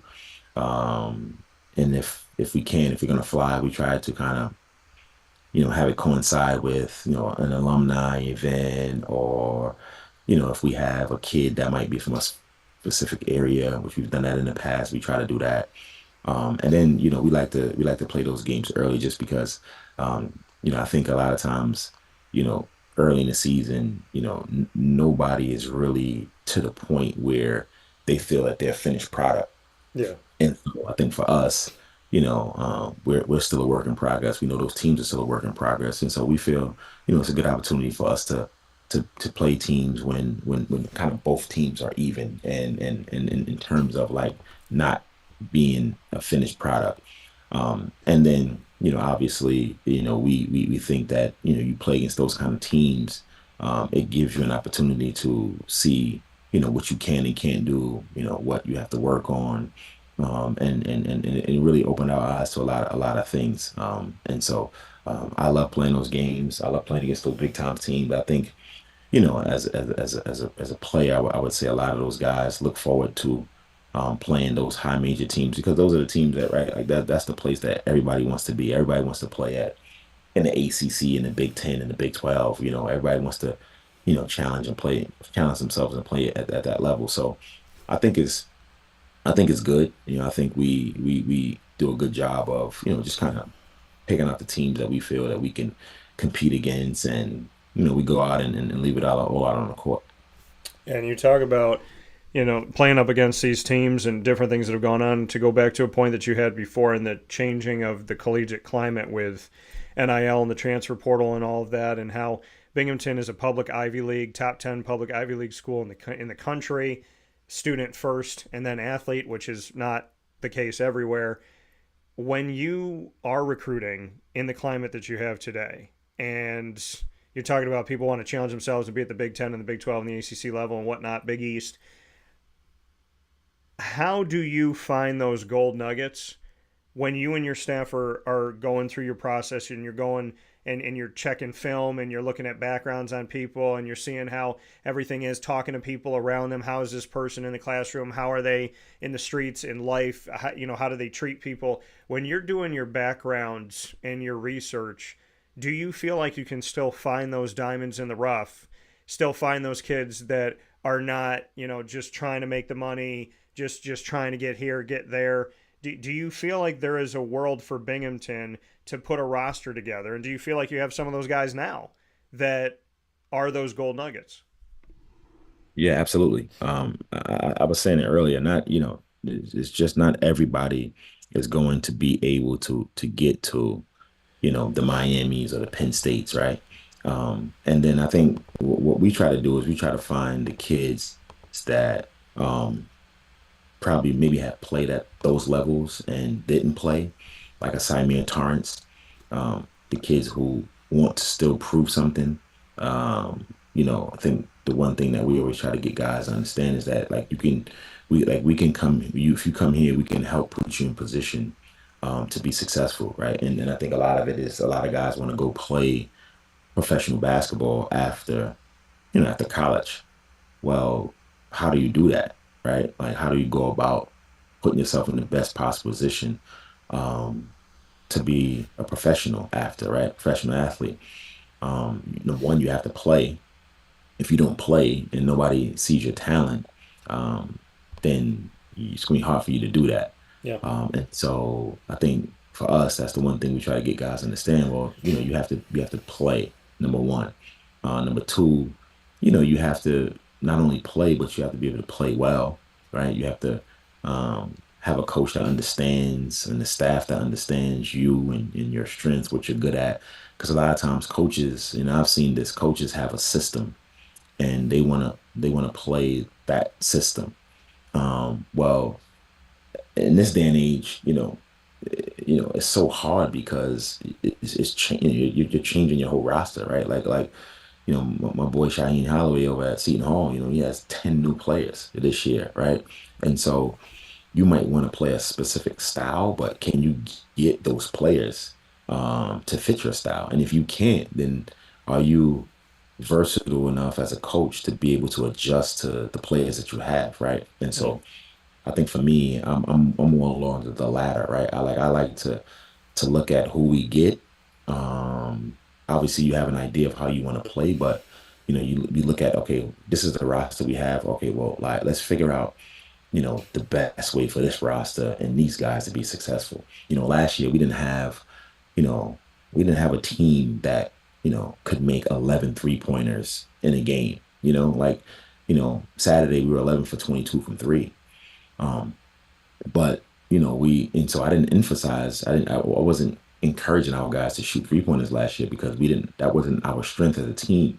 We were better throwing the ball inside and playing that way because we had Tariq, who was an inside presence. Well, this year we're a little different, right? We shoot more threes this year because we have, guys that can make them. And so, it's just, hold on, my light went off. There you go. Me move for a second. Yeah. So I think, again, we try to identify guys who, didn't have the success that they wanted to have. And we try to give them the opportunity and a platform to come here and put them in position to be successful. And then in turn, you think about, our season that we had last year, we had the first non-losing season, I would say, in I don't know how many years, right? We finished 15-15 after the playoffs. Um, but we're steadily getting better. And so I think that's the other thing is that we try to get guys and we try to explain to guys, well, you can come here and not only can we help you, but you can help the program, right? And so that's how we go about it. There's still a lot of guys um, that, as you said, are not cutting the forest down, right? There are a lot of guys that still wants to build the forest up. And then those are the guys that we have to find. And like I said, sometimes it's a little bit more work. Like I remember first few kids this past summer that we call um all said no because we didn't have an NIL situation, right? And so um it's okay, we had to keep looking, right? And I think that the guys that we found were the kids that we were supposed to get, and again, once they get here, now it's up to us to coach them and help them improve and become better basketball players. Yeah, and just so people know, Symir Torrance leaves Syracuse, comes to Binghamton, top 5 in the nation of over 300 schools in assists per game. So, just to let y'all know, you can get in the top 5 in Binghamton and also get a great education. And it's And you know it's a You know what, Dan, when I was speaking to Samir, before he came, it was one of the things that I was talking to him about. I said, listen, do you want to average, 10 points, 5 assists, and be like everybody else, or do you want to put yourself in position to be like the best assist guy in the country, right? Because there's only one guy that's going to lead the country in assists. There's only one guy that's going to lead the country in rebounds. And when that comes up, like your name is going to be mentioned all the time. There are 1,000 players that average 10 points and 5 rebounds or 5 assists, right? But there's only one guy that's leading the country in assists. And so, yeah. if he didn't get injured, and I really believe he would have led the country in assists. But like that was one of the things that we spoke about, throughout that summer was like, all right, not just coming here and being like everybody else, but like really coming here and doing something special. Yeah, and I love that you brought in that background and shared that because I told Cy, I was like, you don't have to say it. You can be political and whatever. And because Cy and I have known each other for a while, and he's family to me. But I told him, I said, you were misused. You're a true point guard. You were not treated like a true point guard. You were there to develop and help other guys find their shot. They didn't let you do that. So going to a place that let you do that, look at how good you were. In one season, you're in the top 5 in the country. And like you said, might have been the top 1 in the country if he didn't get hurt. So, I'm not surprised at all that Cy showed how good of a point guard he was because they never really let him play point guard. And the fact that he got to do that at Binghamton, credit to you and your staff and seeing that value in him. Arguably between Marquette and Syracuse and Binghamton, you were the school that saw his value most purely and you allowed him to be himself.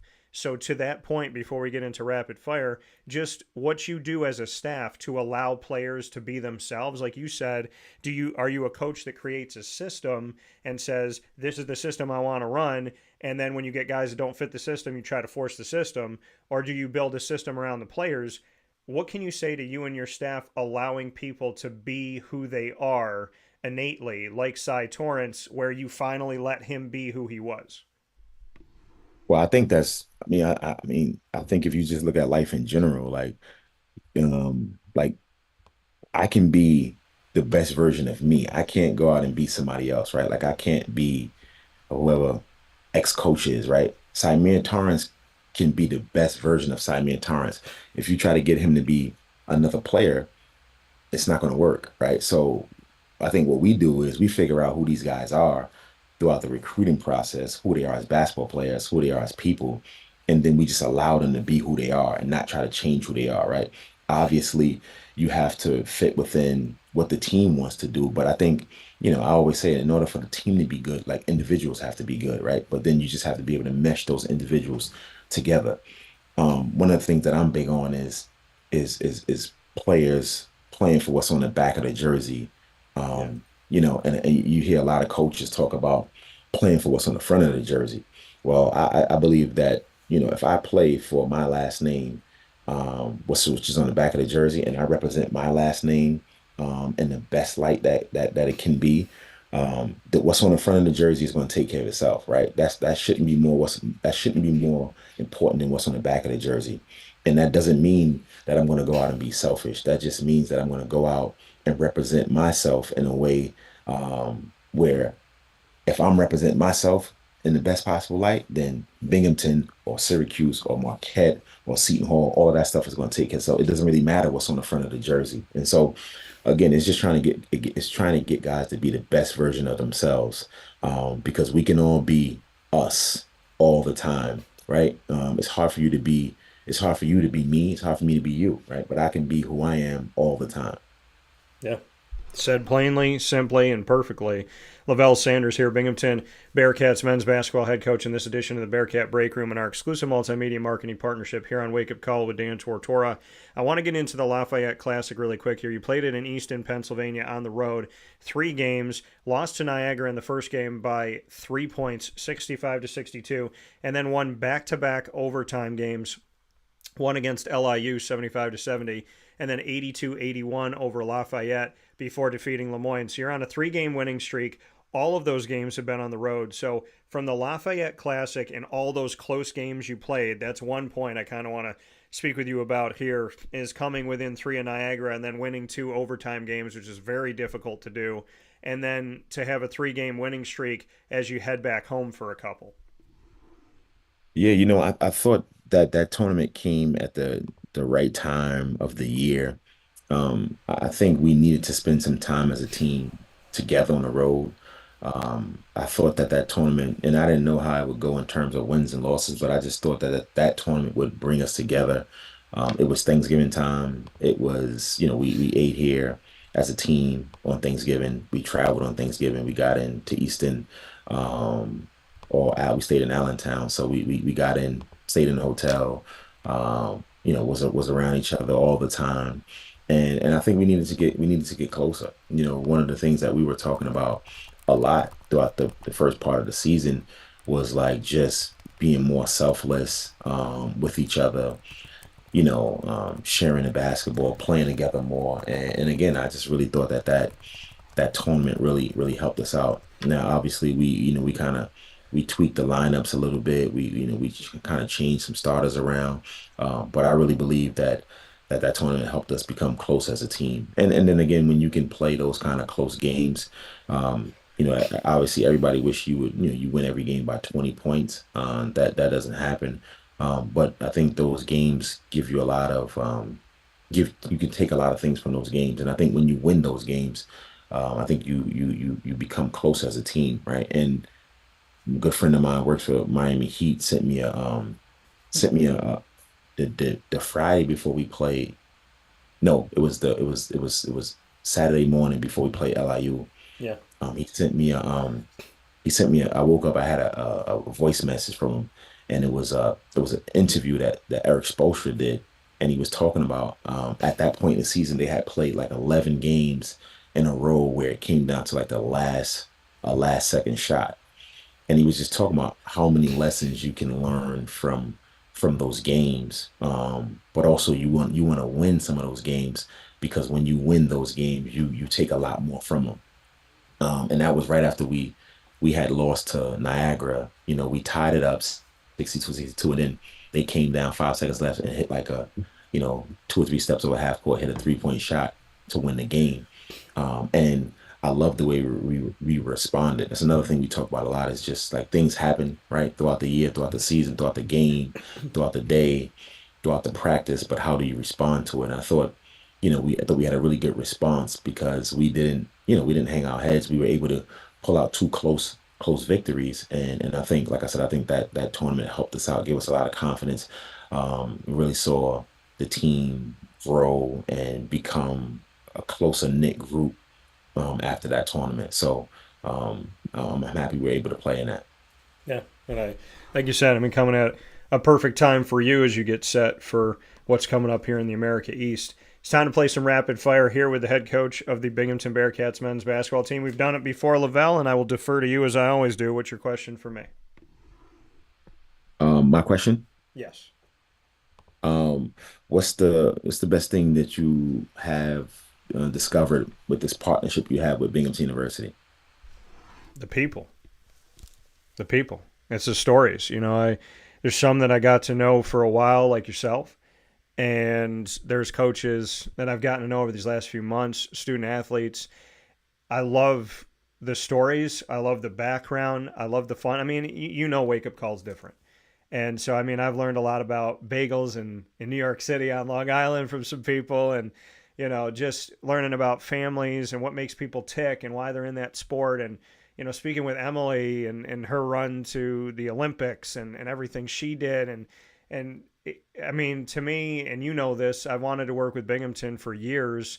And I really felt like, we could make a difference and we could do things differently here on the show and create a different approach like we've done with everybody else and really hone in and spotlight Binghamton in a special way in this partnership and to, give Binghamton some capital, right? Every week, every Tuesday, 10 a.m., they know Binghamton's going to be here no matter what's going on with Syracuse and Duke and UCLA and Texas and Alabama and Miami. We know Binghamton's going to be here, and it's swimming and diving, it's volleyball, it's lacrosse, soccer, basketball, so on and so forth.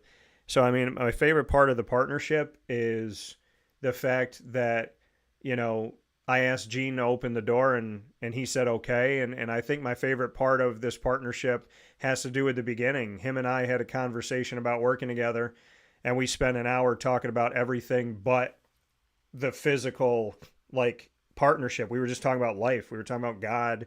We were talking about the type of people that we've chosen to be and why do we choose that and what matters to us. And, it just made sense. And, I feel very blessed and grateful. And, this is a passion project for the Southern Tier, for upstate New York, and for me to be a New Yorker and to love Binghamton and to really want to help you over the years. And you know it better than anybody, what I wanted to do. Yep. So I appreciate the people, I would say. I'm going to throw it back to you. We're almost a year into working together. What do you like about this, having had worked with me before? Yeah, I think it's just given, like you said, there's a lot of different sports and people that I think don't really get an opportunity to get um, interviewed, to have recognition. I also think that there's a lot of people that really don't know what Binghamton is and what Binghamton is about. And so I think that, you giving different sports and student athletes and coaches the opportunity to be represented and have a voice, I think is great. So that's what I like about it, just getting the Binghamton brand out there a lot more. Yeah, and like I said, I mean, when I'm talking ACC and I'm doing all this stuff, you're within all of that. So when you're recruiting, you know what I mean? It's like guys that are watching North Carolina, watching Duke, and what did Miami say when you talk to them? It's like, I'm at Big East Media Day, ACC Media Day, American Athletic, talking to all these schools, doing 120 interviews, and Binghamton is within those weeks as well and within that conversation. So, hopefully it helps you on the trail. What is Right. your last question for me? Favorite vacation spot?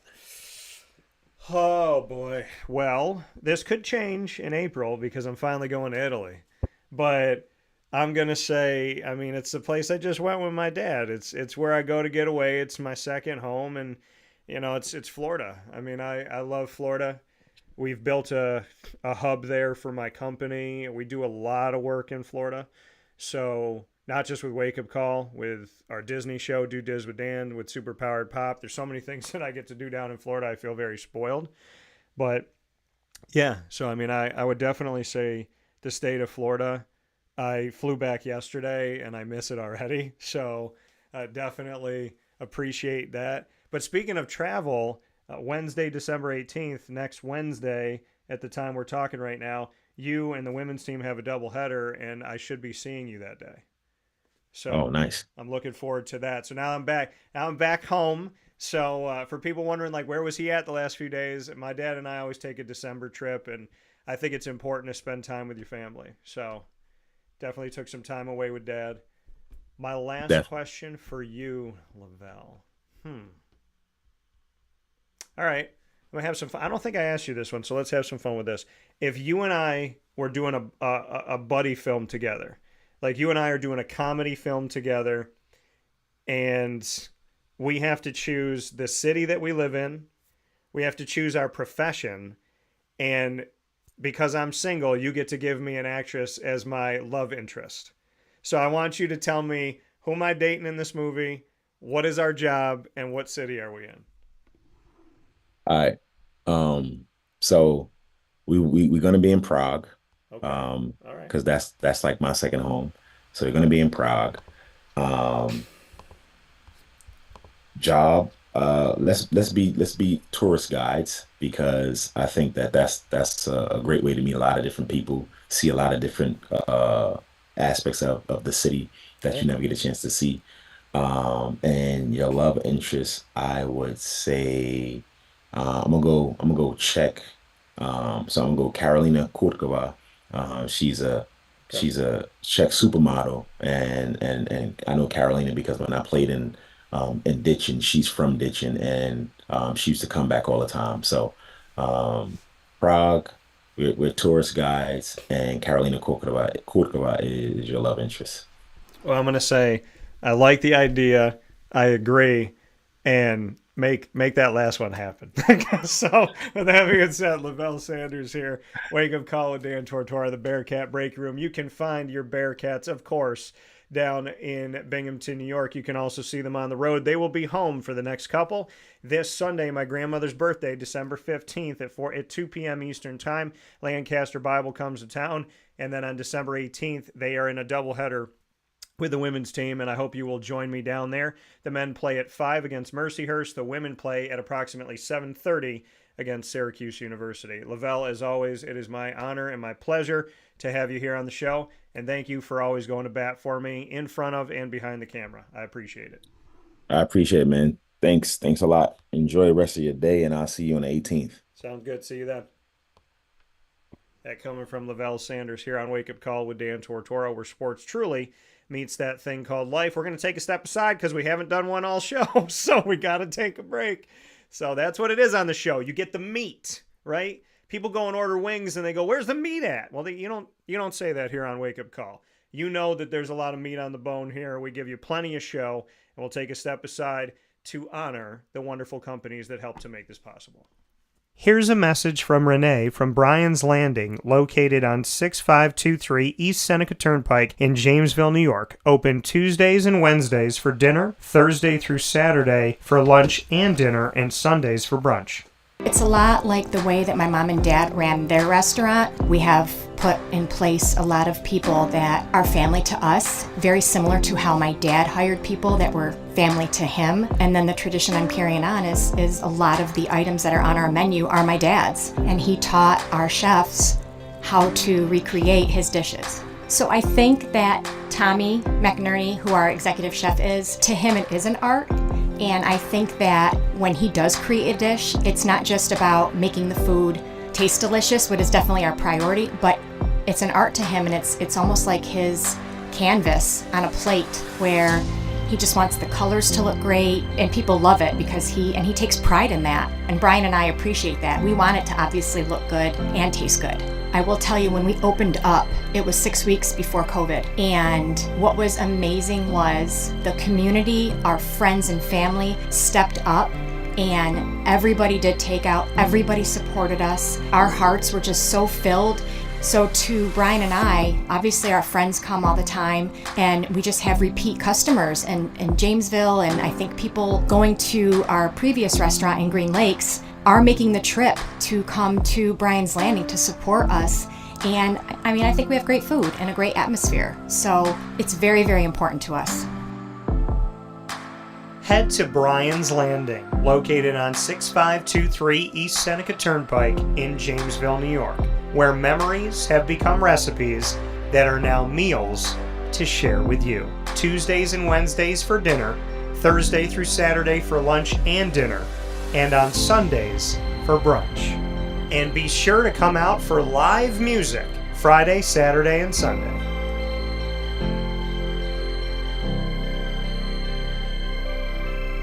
Here is a special message from Brian Bruno, owner of Servomation Refreshments Incorporated. I grew up in the family business, had the experience of working for a national food service company with thousands of employees, and as much as I enjoyed the experience I had, there's something about, owning my own company and being able to change the things I saw wrong with the industry firsthand, which is why I moved back to my hometown in Canastota, New York to launch Servomation. It was back in 2007. When we first started the business in 2007, really you didn't find any machines with credit card readers. There was a lack of variety in machines. You got stuck with basically whatever the vending company wanted to sell that day. There was a lot of inefficiencies in the business, and those were all things that we saw as opportunities, both from a customer level to improve and from an operating level to be more efficient. We've really been at the forefront of introducing retail technology into our space.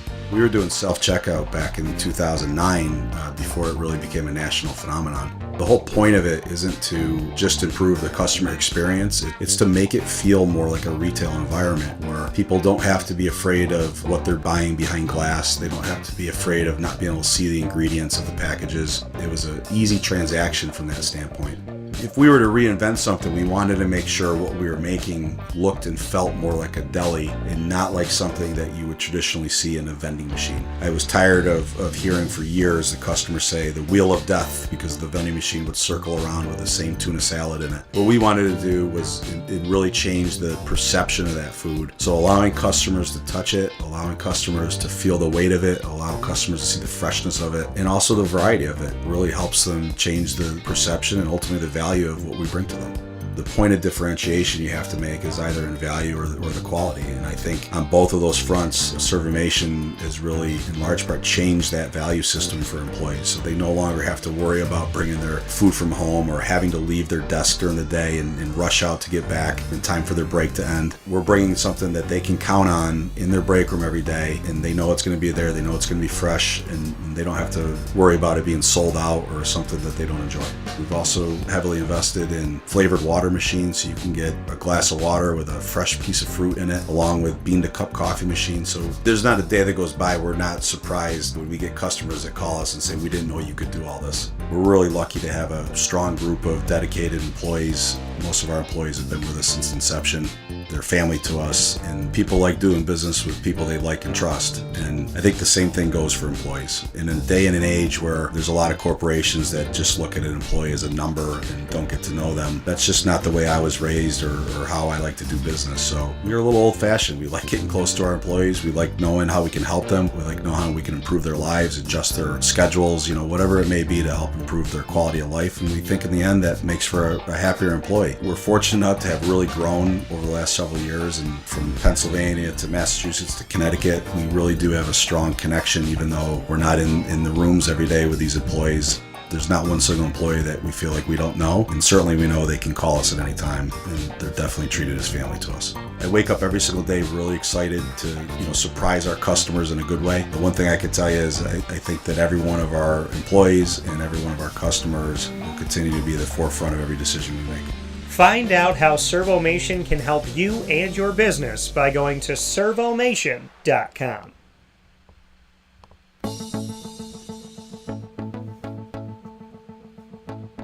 Avicolli's, located on the corner of Route 57 and Wetzel Road in Liverpool, New York, has been your trusted neighbor for decades. Located just steps from Liverpool High School, we're happy to have the Liverpool Warriors on-site, on-location broadcast at Avicolli's through Wake Up Call with Dan Tortora every single month, featuring student athletes, coaches, and administration throughout the year from Liverpool High School. Head out to Avicolli's today on the corner of Route 57 and Wetzel Road in Liverpool, New York, open Tuesday through Sunday for lunch, dinner, and drinks. We'd love to see you out there, and of course you can call them at 315-622-5100 for takeout, delivery, and catering. That's 315-622-5100, and also find them on myavicollis.com. That's myavicollis.com.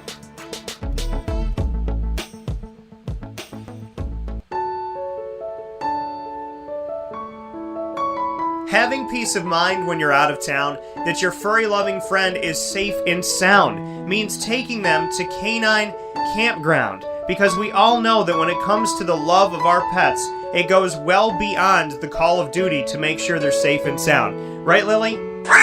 So take a ride to 242 Johnson Street in East Syracuse, New York, and see Canine Campground and where your dog will be staying in the classic cabin, the executive cabin, the grand cabin, or of course the luxury cabin, because if you know Lily, you know she loves luxury. Now you don't have to wait to the last minute to find a family member or a friend that'll take your dog for a few days. Call Canine Campground at 315-299-4013. That's 315-299-4013. Their drop-off and pickup times are Monday through Sunday. Check K9campground.com for more information. That's the letter K, the number 9, and campground spelled with a K.com. K9campground.com. When you're going out of town, bring your dog to Canine Campground.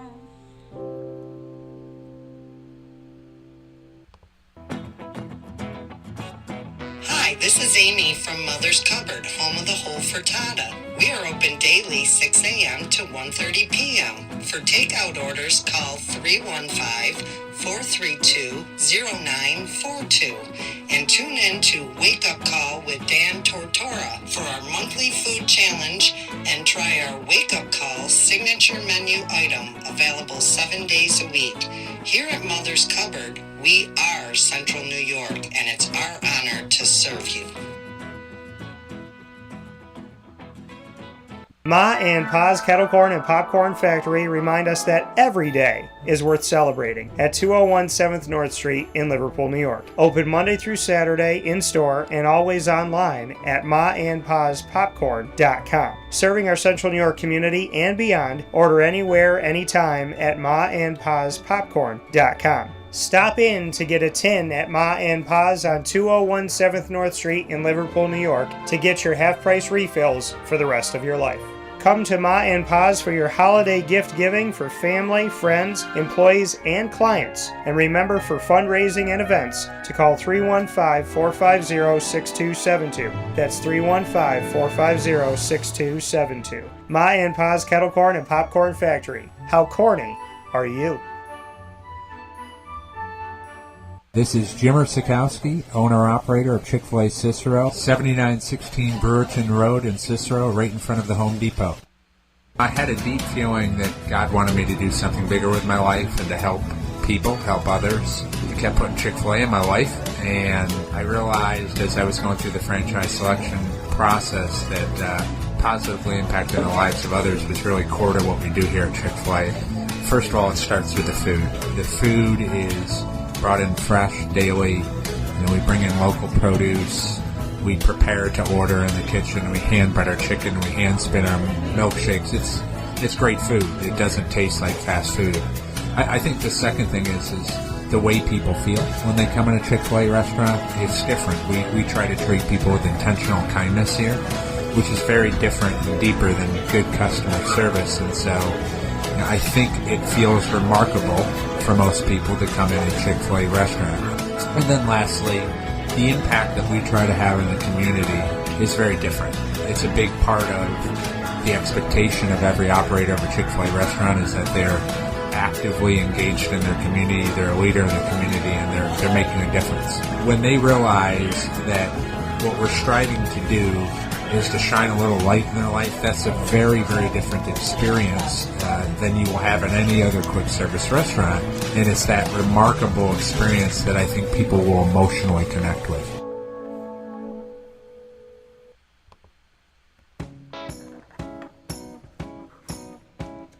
In these unique times, there are those in our community that give us a sense of normalcy and positivity. Pizza Man on 50 Oswego Street in Baldwinsville has been here for you for over 35 years and is here now. Call 315-638-1234 or order online at pizzamanbville.com to bring those familiar tastes into your home. And remember to come see our monthly on-site broadcasts centered around the community and our Baldwinsville Bees. Pizza Man in Baldwinsville. Any way you slice it, they are always here for you.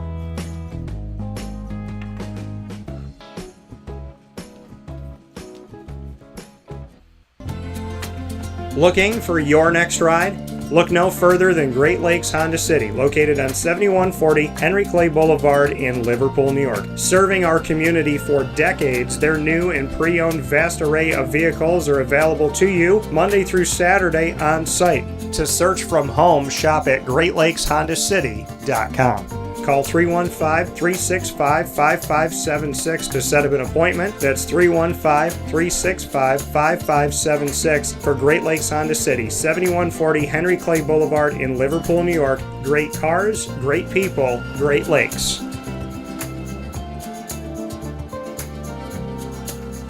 All right, you need to come out here and get yourself the Brooklyn Pickle. I was talking about this with one of my buddies. I was like, yo, there's no better sandwich in the state of New York than the Brooklyn Pickle. And now that I found out that they're going down to North Carolina, we are taking over your taste buds everywhere you are, wherever you're going to be. You need to get yourself out to the Brooklyn Pickle. Pinehurst, you just realized that you found yourself the best sandwich shop that you're ever going to have. This is a glorious moment. It's a blessing to your community.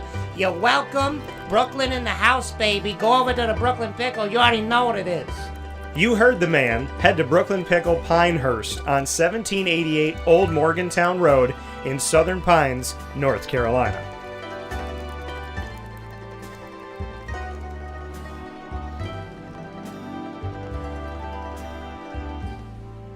And a welcome back here to Wake Up Call. You know our fast breaks are fast, and that one had an extended, obviously a bunch of commercials there that we had in our wonderful messages, I should say, from the wonderful companies that we have the opportunity to work with here in Central and Upstate New York and beyond. And we put them all together, a lot of them together, because we gave you almost 2 complete hours without a single break. So that is why. So hopefully you can appreciate that. It's time to get into the ingredients to success. The ingredients to success are proudly presented by the wonderful team at Avicolli's, and it is my honor and my privilege to bring you them on every Tuesday broadcast at the end of the show. And so the ingredients to success topic today, boundaries. That's the topic. Boundaries. Do you have them? Do you set them? Do you ever have somebody tell you that people treat you the way that you allow them to? And now you could say to me, well, Dan, I don't think I ever told someone that they could cheat on me, lie to me, call me names, put me down, ignore me, disrespect me. No, you didn't give them permission to do that, but if you stuck around after they did it, you most certainly did give them permission to continue to do it. I want you to think about that for a second. You have no control over how people treat you, but you have control over what you accept. And you may not know how someone's going to treat you in the onset because you don't know them that well. But once somebody treats you a certain type of way and you accept it, you've now accepted that behavior. You've now told that person, be it subconsciously or consciously, that you are totally fine with the way that they're treating you. Or if you're not fine with the way that they're treating you, it doesn't bother you enough to walk away. Boundaries. Do you have them? Do you set them? Do you live by them?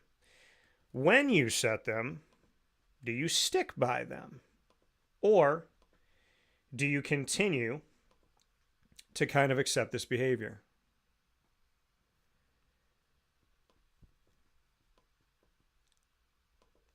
Boundaries. You are not responsible for what people say and do to you. But you are responsible that after they say and they do it, whether or not you sit there and you allow it to continue to happen. You can't stop it from happening. But you don't have to put yourself around it. You can ask for help. Well, Dan, what if it's a parent? What if it's a guardian, right? I live in that house. I don't want to be homeless. Well, that's a unique situation. And it's a sad situation. But you can seek help. Reach out to teachers. Reach out to somebody that you can confide in, somebody that you trust. Reach out to a priest. Reach out to, a boss that you work with that you feel really comfortable with, right? Pray to God to bring the people into your life that can help you remove yourself from situations that are not healthy, right? Because for a kid, it's hard, right? If you're a 5-year-old kid and you're getting abused by your family, your brain is developing to really even understand what's going on, let alone to get away from it. Boundaries, they're important. And when you set them, do you keep them? When you tell somebody, I'm not going to put up with this. I was put in that situation before. I had said to myself, I said, if I was ever cheated on, I would leave the relationship. I don't care how long I've been with the person. I don't care what we've been through. If they cheat on me, I'm out. I'm done. And I had never been faced with it. And then one day I was. And then the question became, okay, you're going to put your money where your mouth is? You said that you would never stay in a relationship with someone that cheats on you. Now they've cheated on you. Will you stay? The day I found out, the next day, I was done. I was done that night. And that was a relationship that was 7.5 years. And the day I found out, I said, I don't care where you live, but it ain't going to be here. When we set boundaries, we're telling people, no, we cannot control what you say and do to us, but we can control if we stick around for it, right? You can't tell a tornado to stop being a tornado, but you don't stand outside in front of it and talk to it while it comes at you. You get away from it. I'm not telling you to run from your problems. I'm telling you to remove yourself from situations that would be idiotic to stay in. It would be stupid to stand in the path of a tornado. It would be stupid to stand on the crack of the ground as an earthquake is separating land from itself. It would be stupid to see a giant tidal wave coming at you and saying, I wonder what this is going to do, and just waiting in the water. Just like it would be stupid to stay in situations with people who abuse you, disrespect you, put you down, and don't value you. Because you are the company you keep, and whether we believe this or not, you begin to treat yourself the way that the people treat you that you are around. If you accept people disrespecting you, abusing you, being negative towards you, derogatory towards you, you will start to beat up on yourself. You will start to be derogatory. You will start to be negative. You are the company you keep. That is why I've gotten rid of drama in my life. If you are in my life and you're not in my life right now, and you're wondering what happened, it usually stems back to this is not healthy. See, I don't want to leave with a giant fight and a fiery furnace. That's not my desire. When I walk away from somebody, it's my silence that speaks. And I just see people in relationships and they complain about these relationships, friendships, family, every Christmas. Oh my gosh, I'm going to bang my head against the wall when my family comes to town. And it might sound really mean, but it's not. Why don't you just not see your family this year? Why don't you do something at home? Why don't you hang out with your dog or your cat? Why don't you go on a vacation? The only way that you're going to change the negative, you can't change the behavior around you, but if you step away, there's a chance that that person could think about it and go, wow, Every time I yell at them, they leave. Every time I abuse them, they leave. Every time I slam the phone in their ear, they leave. Every time I treat them like they're garbage and they're worthless, they leave. So maybe there's a pattern of how I treat them causing them to not be around. So if I want them around, I need to change my behavior. See, some people can change. I mean, everybody can change. Some people, let me rephrase. Everybody can change. Some people do, some people don't. And you need to understand that just because you want to be treated well doesn't mean you're going to be.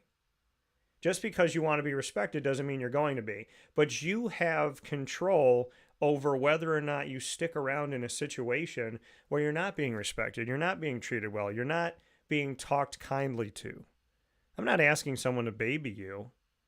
That's not what we're saying here.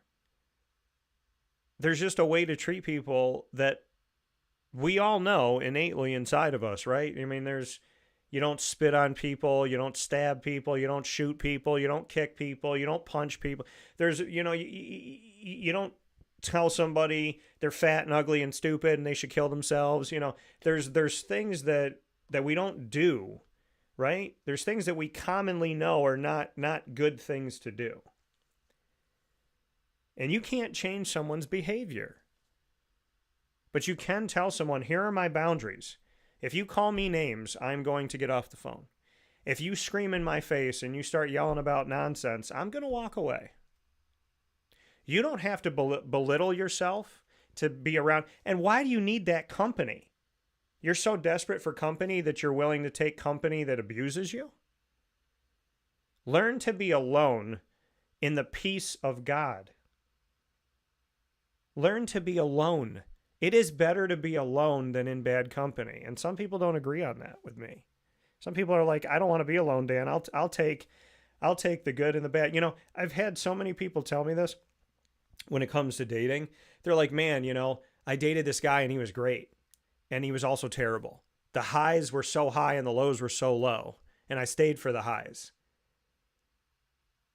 If the lows are so low, I'm out. Life is not supposed to be a roller coaster of emotions. You're supposed to be surrounded by peace and goodness because you are the company you keep. I want you to think about that. And I want you to remember that. The next time that you're going through life and you're letting somebody put you down and disrespect you and treat you poorly, I want you to remember that when you're going through life, it is really important for you to spend your time wisely.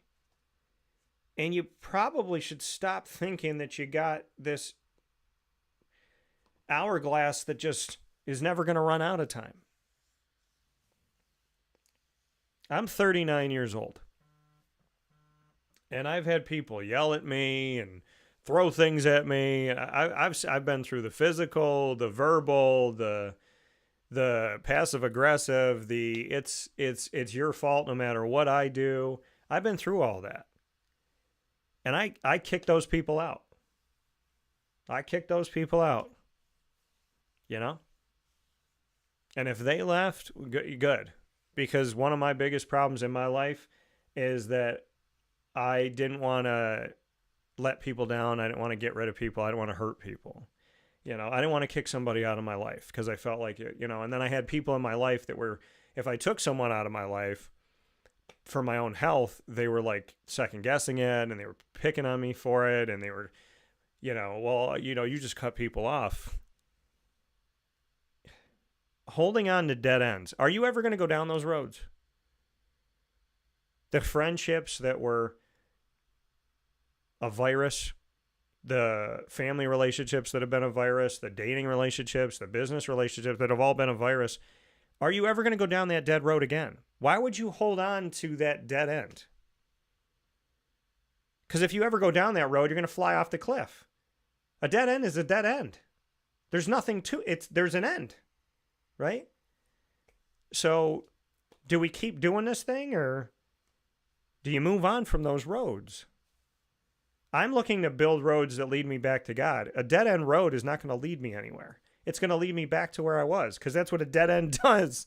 It stops you where you were. Go down a dead-end street in Syracuse right now. Guarantee you it looks the same every day. It never changes. Right? You drive down it, it says dead end. You get to the end of the road, you got to turn around and you got to go back. I don't want to be on a dead-end road. I want to be on a road that's going somewhere. I want to be on a road that's improving, that's being built.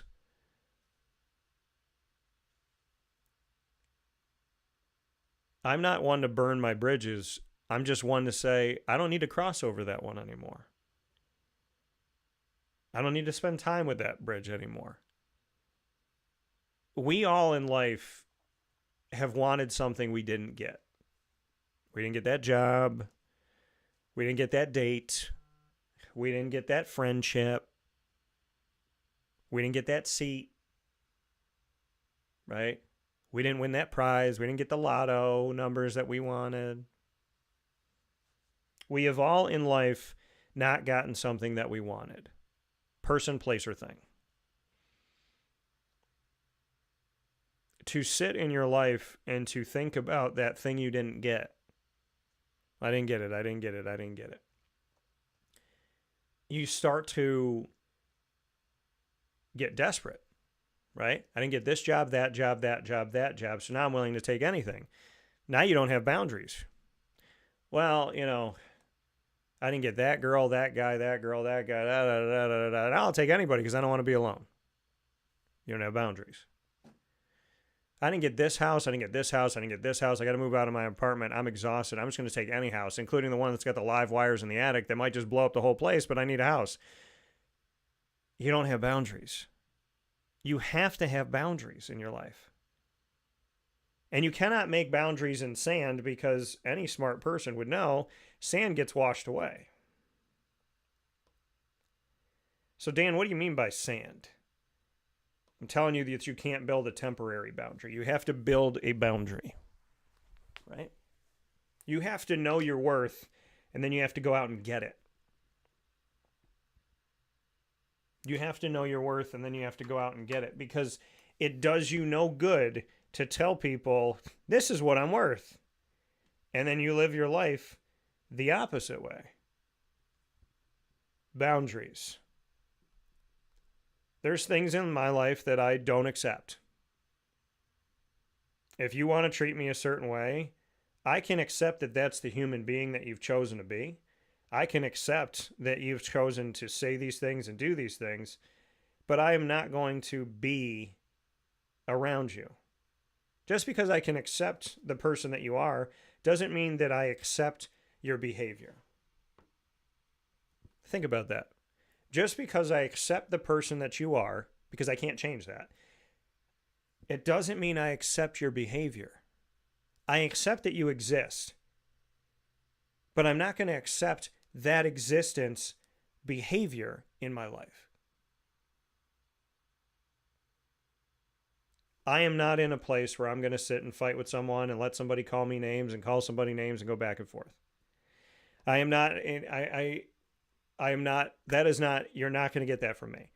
If I was dating a girl and she screamed at my face and started calling me names, I would open up the door and I'd tell her to go home. Very calmly, very nicely, but I would say, go home, cool down, think about what you're saying. If I was in a friendship where somebody was constantly belittling me and trying to get me to second guess myself and be paranoid and question everything I do, very nicely, very plainly, okay, you know what? Not the friendship for me. Working for a boss who told me I couldn't talk about God freely. Here's my apron. Have a good day. I'm not quitting on you. I'm not quitting on myself. I'm refusing to quit on God. There's a difference. There's certain boundaries I have. I will always believe in God. And the more you challenge me not to, the more strongly I believe in God. Because if you're trying to push me to not believe in God, something inside of me is telling me that this is a moment for me with God. If I'm in a place where I believe in God and I feel ostracized by it, I'm closer to Jesus now. Because Jesus was crucified. Jesus was literally killed for being perfect. He was killed only doing the right thing. So if I'm doing the right thing and I'm being yelled at and cussed out and ridiculed, then I'm on his path. Because his path to the cross was not an easy path. See, people think, well, if I'm doing the right thing, then my life's going to be sunshine and rainbows. If I'm a nice person and I'm honest and I'm real and I do all these nice things and I help all these people, my life's going to be great. No. Nice people get taken advantage of. People confuse kindness with weakness. People that don't get in fistfights, people are going to challenge because they're going to know, well, this person's not going to hit me.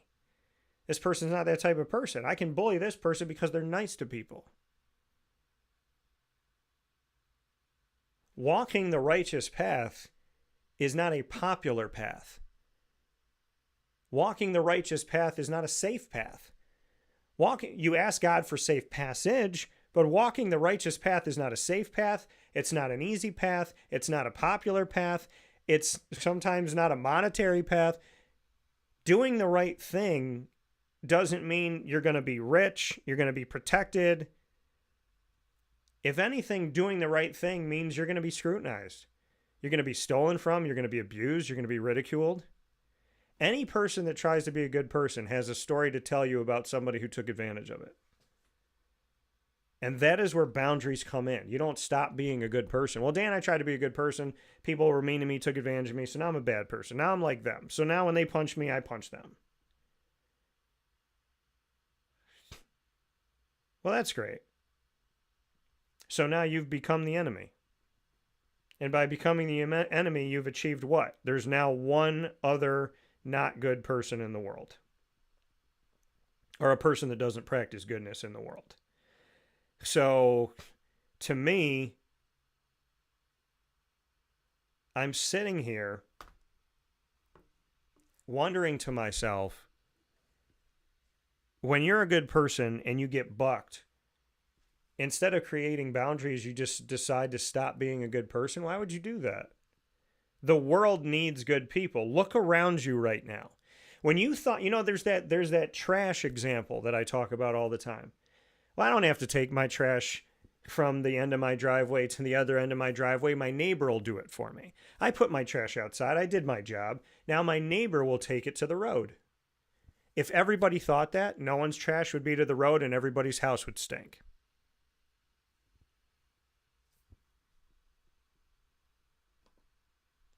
And we live in a world where I think people had this mentality that I don't have to be a good person.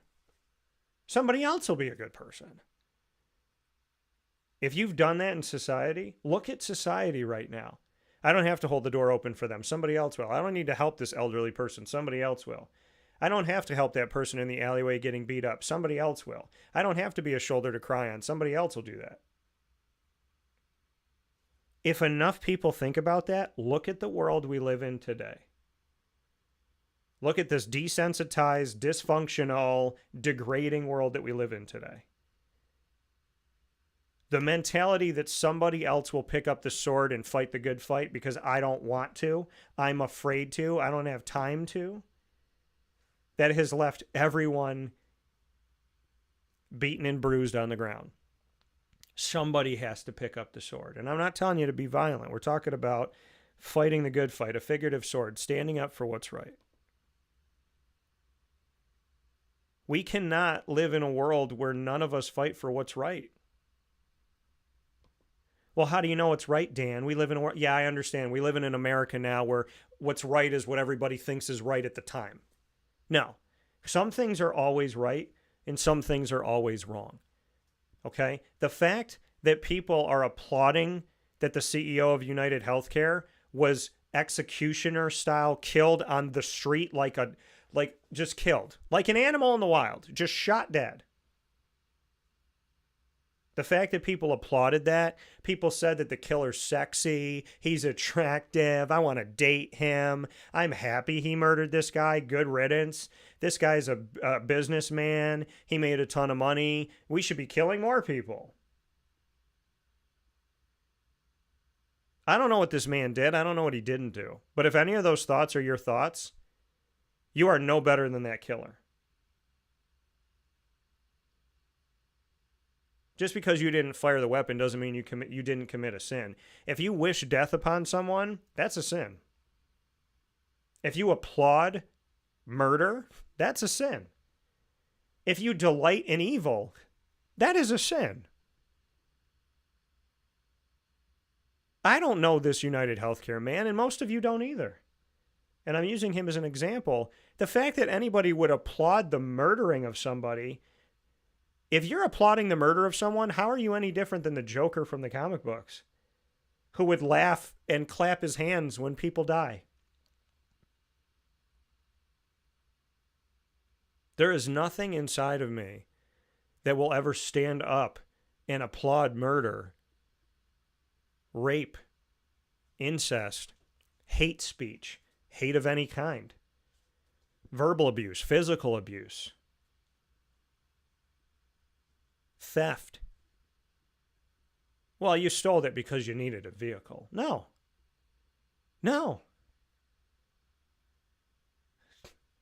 Well, you held up a bank at gunpoint because you needed money. Oh, you stole somebody's identity because you didn't like your own and you needed money.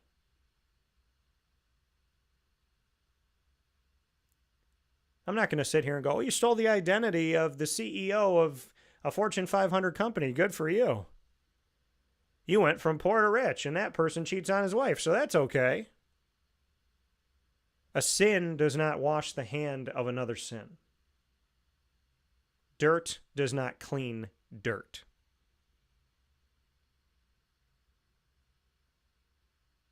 We as a society have lost our boundaries, and we have lost control. It is not a maybe. It is not a we should. It is a definite action that we must. We must set boundaries. We must have law and order. We must have police officers, lawyers. Just because there's some bad ones doesn't mean you get rid of them all. There's some bad broadcasters. There's some people in the media that lie a lot and do some really crappy things to people. I'm not wishing for them to lose their job, and I'm not wishing for me to lose my job because they don't do theirs correctly. There's a lot of theft in media.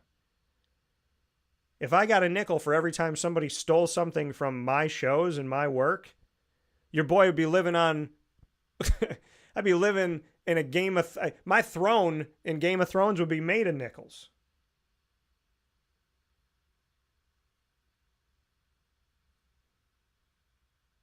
You don't get rid of law and order because someone was unlawful. You don't get rid of boundaries because a boundary was crossed. If we want to have a safe and prosperous and good life, we have to have boundaries. And when people cross them, and we say, please don't, and they cross it again, and we say, please don't, and they cross it again, how many times would you like to live Groundhog Day? If you ask someone to not cross your boundaries and they cross your boundaries and you take them out of your life, peacefully and respectfully just walk away. And that person turns around and says, I can't believe you took me out of your life. I thought you believed in God. I thought you believed in God. I thought you were a good person. You don't take people out of your life. How dare you take people out of your life? My response to them would be, I didn't take you out. You took yourself out.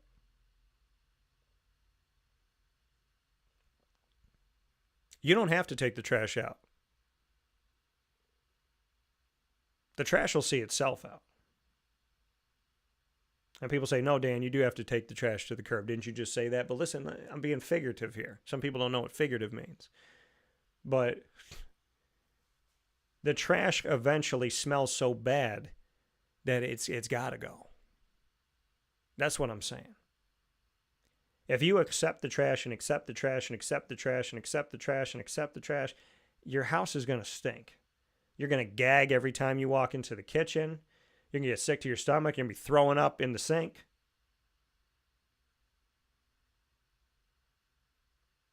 You have to have boundaries in your life. There is unacceptable behavior. And when it happens and you ask it to stop, and eventually it doesn't stop, and you say, okay, I'm taking this person out of my life. I don't want this person in my life anymore. And they come over to you and they do what's been done to me, and they say, what would Jesus do, Dan? Jesus would never take me out. Jesus didn't take you out. You took yourself out. I didn't take you out. You took yourself out. When you tell someone what your boundaries are and they continue to cross them, you are not taking them out of your life. They have decided to take themselves out. And I think a lot of us deal with all this stress and this drama in our lives, this physical and emotional and spiritual and economical and mental angst. For what? Because it's your mom? Because it's your dad? Because it's your brother? Because it's your boyfriend? Because it's your sister? Because it's your girlfriend? It's your husband? It's your wife? It's your grandparent? It's your friend? It's your business partner? It's your peer? A smart woman told me a long time ago, no matter who hands you poison, if you drink it, you will still die.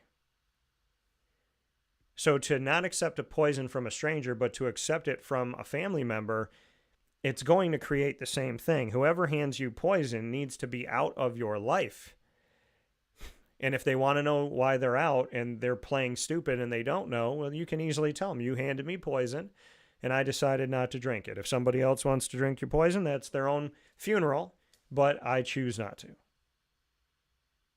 You don't have to keep accepting these things in your life. And it took me a long time in my life to realize that I wasn't the guilty party when somebody was hurting me and abusing me and disrespecting me and ignoring me and treating me like garbage, and I decided I didn't want them in my life anymore. It took me over a decade to take people in my family out of my life because I was raised as a child that you have to accept your family's abuse. That as long as they are your blood, you have to accept them. If it's a stranger, you can get rid of them. If it's a girlfriend, boyfriend, friend, you can get rid of them.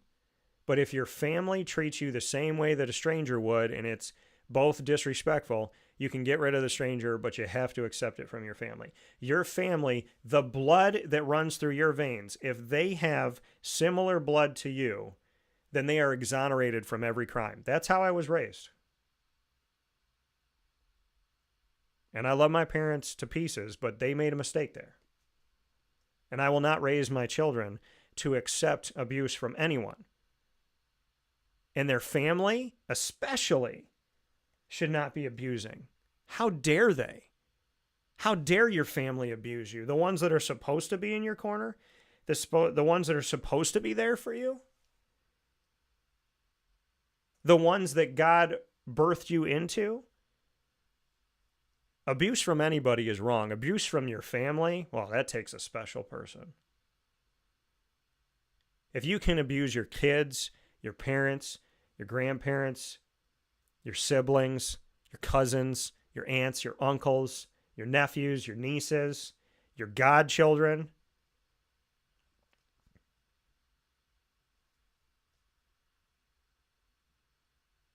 family doesn't get a get out of jail free card. Family, above all, should have responsibility. Family, above all, should have responsibility. You want the world to raise your kid when you're not raising your kid? How dare you?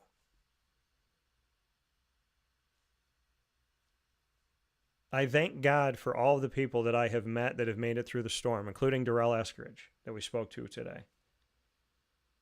And I pray every day that the kids that are growing up now don't have to go through those storms. That they don't feel abandoned, abused, disrespected, manipulated, and guilted into things. I spent most of my childhood guilted into accepting bad behavior within my family because we shared blood.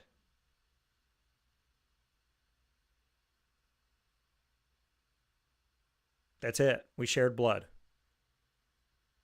And then I started growing up saying, well, like, mean people are mean people, and jealous people are jealous people, and hateful people are hateful people. So, I mean, doesn't that make it all toxic? The answer is yes, but when you raise a child to think a certain way, remember, hate is taught, love is taught, abuse is taught. guilt is taught. When you raise a child to fight their own basic human instincts because they were taught to accept bad behavior, you've now put a child at a crossroads that's going to take time for them to figure it out. And some kids just continue to accept bad behavior, and some kids grow up and say, no, I got to break the chain. Well, I'm breaking the chain, but I'm 39 years old. I've spent most of my life feeling like my family had the right to abuse me. Set boundaries. We all go through different things in our lives. They all don't have to be Lifetime movies to be bad. Sometimes passive-aggressive behavior, that can create even more problems, right? People talking under their breath. If you don't have boundaries in your life, you're never going to have peace. And the guilt that you feel for setting those boundaries that people are trying to put on you, the amount of guilt you feel, the amount of hate you get, the amount of negativity you get, the amount of attacks you get, is never going to outweigh the incredible beauty of peace that only peace can give you.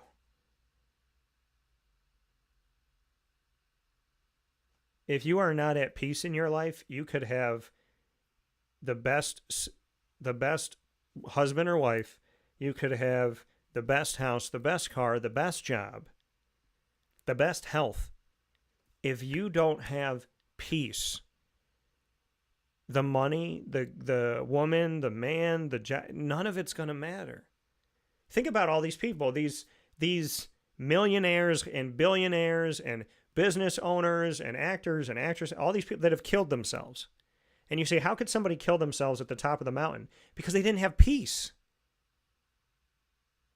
They had everything material.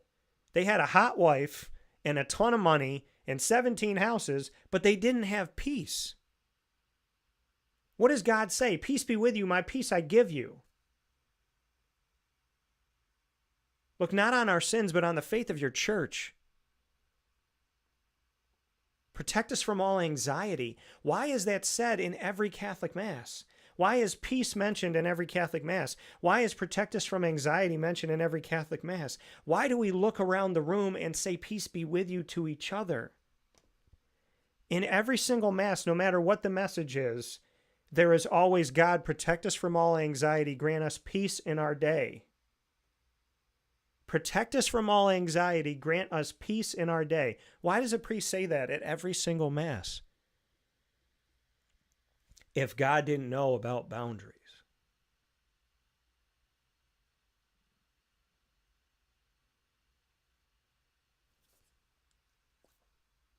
Even the most holy himself, the all-powerful, omnipresent, omnipotent Lord, knew about peace and anxiety and the boundary that separates them both. So if he knows, why would you turn a blind eye to it? Those are the ingredients to success, proudly presented by the fantastic team at Avicolli's, talking today about boundaries and the importance of them. Head to Avicolli's 7 days a week. They are now open on Mondays, lunch, dinner, and drinks. Of course, only drink if you're of age and only drink responsibly. Avicolli's on 7839 Oswego Road in Liverpool, New York, open 7 days a week and online for you. You can order online by going to myavicollis.com. That's my AVICOLLIS.com.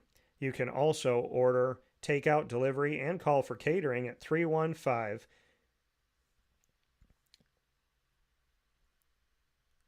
and make sure that you give them a call, 622-5100. That's 315-622-5100 for Avicolli's to call them up today. 315-622-5100 or go to myavicollis.com. As always, I appreciate Avicolli's for being partnered here with Wake Up Call. We love being there every month with Liverpool High School, and I look forward to being there this month. With that being said, we're going to take a step aside for a fast break. We will be back here on Wake Up Call right after this to wrap up the show. Stay with us. Carvel DeWitt, it's what happy tastes like. Do you know why? Because we make ice cream. Creamy, rich, flavorful ice cream. Not yogurt or iced milk like some of our competitors. Ice cream. Fresh, by hand, daily. For the calorie conscious, we have something new for you. Our new Carvelite. Same great flavor, creaminess, and texture of our regular ice cream with only 35 calories an ounce. So whether you want an ice cream cake, flying saucer, dasher, carvalanche, hard or soft ice cream, we will satisfy your craving with our fresh, handmade regular or new Carvelite ice cream. Carvel DeWitt. It's what happy tastes like. The Wildcat Sports Pub in Camillus, New York is located on 3680 Milton Avenue in the Home Depot Plaza. It is your family-friendly sports bar and restaurant. Folks, some sports bars aren't family-friendly. Some family-friendly restaurants are not sports bars. The Wildcat Sports Pub in Camillus, New York is proud to be both. It is that marriage that you've been looking for years. The Wildcat Sports Pub is your home base for your sports bar and restaurant needs, games for the kids, indoor and outdoor activities, and enough things on the menu to come back every single week and get to try something new. They're open Sundays from noon to 8 p.m., Monday through Wednesday, 11 a.m. to 11 p.m., and Thursday through Saturday from 11 a.m. to midnight. For reservations and party information, call 315-487-2222 for the Wildcat family-friendly sports pub and restaurant.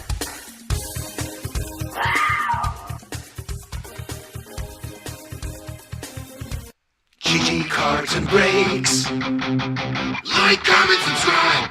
GG Cards and Breaks comes to you on 639 Delmar Place in Syracuse, New York. They are open Tuesday through Saturday from 10 a.m. to 6 p.m. and on Sundays from 10 to 5.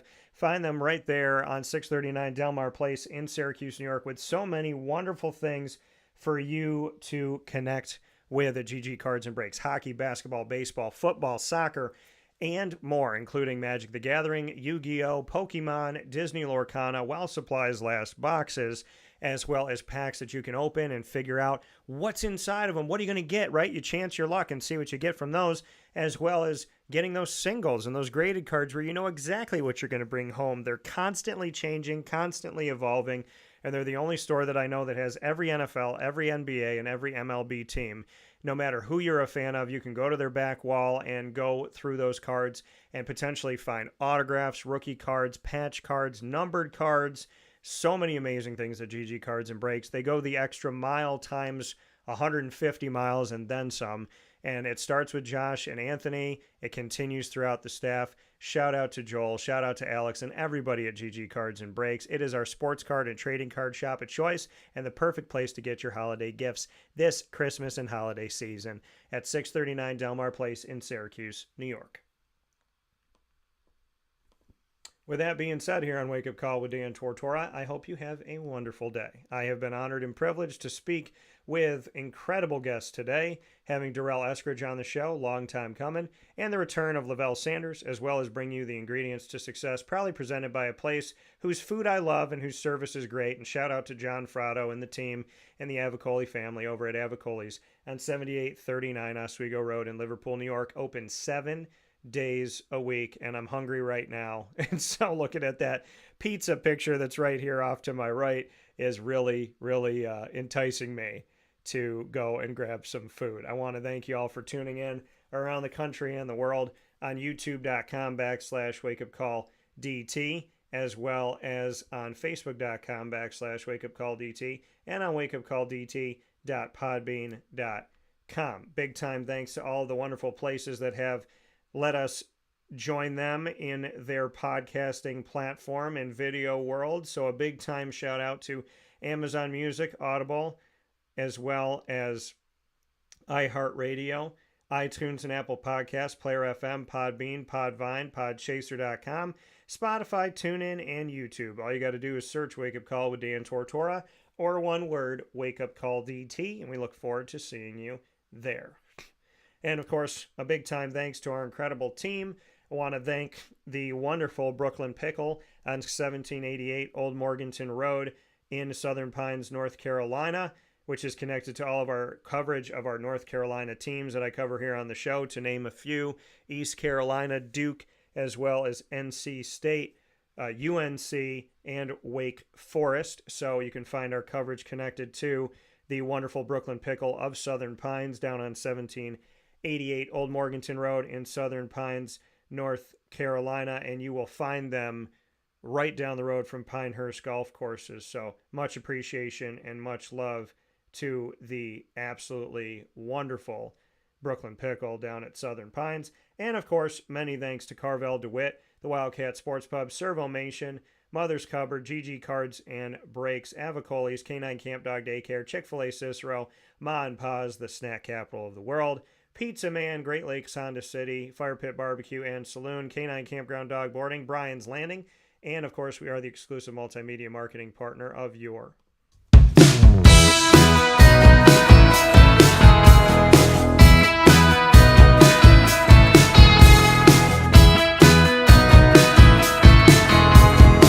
Lemoyne College Dolphins. It's Fins Up every single month here on Wake Up Call with Dan Tortora, where sports meets life. You'll find your Dolphins hanging out with us Wednesdays during Dolphin Time at 9 a.m. Eastern Time with student athletes, coaches, administration, future Dolphins, and alumni. Connect with us here on Wake Up Call with Dan Tortora. We appreciate the Dolphins, as always, of our many years. Over 3.5 years of working with the Dolphins has meant a lot to me. And you can find all of our coverage by going to youtube.com/wakeupcalldt. Click subscribe and hit the notification bell. You can also find them on the Lemoyne playlist on our YouTube channel. And you can find your Dolphins by going to wakeupcalldt.com's homepage and underneath the exclusive partners tab. For more information, go to LeMoyneDolphins.com. And as always, Fins Up.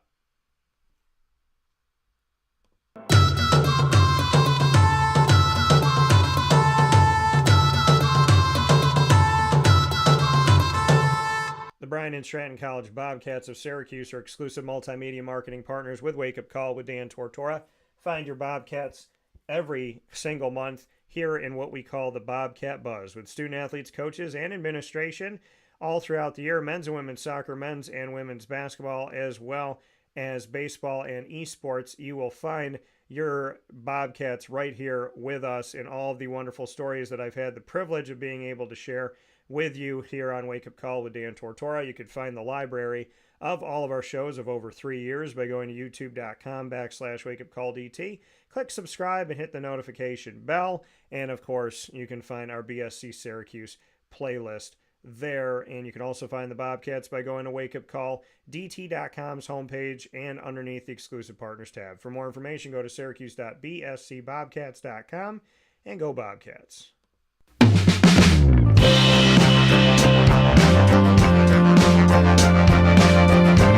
The Binghamton University Bearcats are exclusive multimedia marketing partners with Wake Up Call with Dan Tortora. You will find your Bearcats every Tuesday, like today, during Bearcat Time at 10 a.m. Eastern Time on Tuesdays. The Bearcats hanging out with us on Wake Up Call with Dan Tortora, where sports meets life, telling the stories of student athletes, coaches, and administration. You will find the Bearcats by going to youtube.com/wakeupcalldt. Click subscribe, hit the notification bell, and find the Binghamton University playlist. You'll also find your Bearcats by going to wakeupcalldt.com's homepage and underneath the exclusive partners tab. For more information, go to the wonderful BinghamtonBearcats.com website and go Bearcats.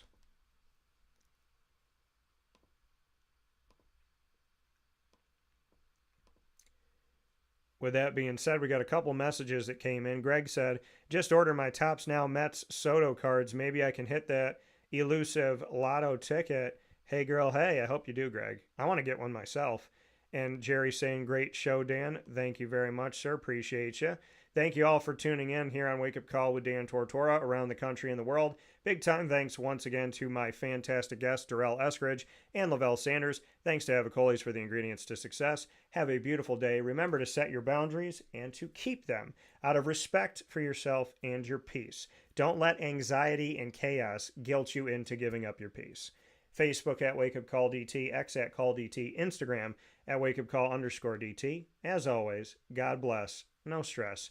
Do your best. I'll see you at the Dome tonight, God willing, and I'll talk with you soon. Be well.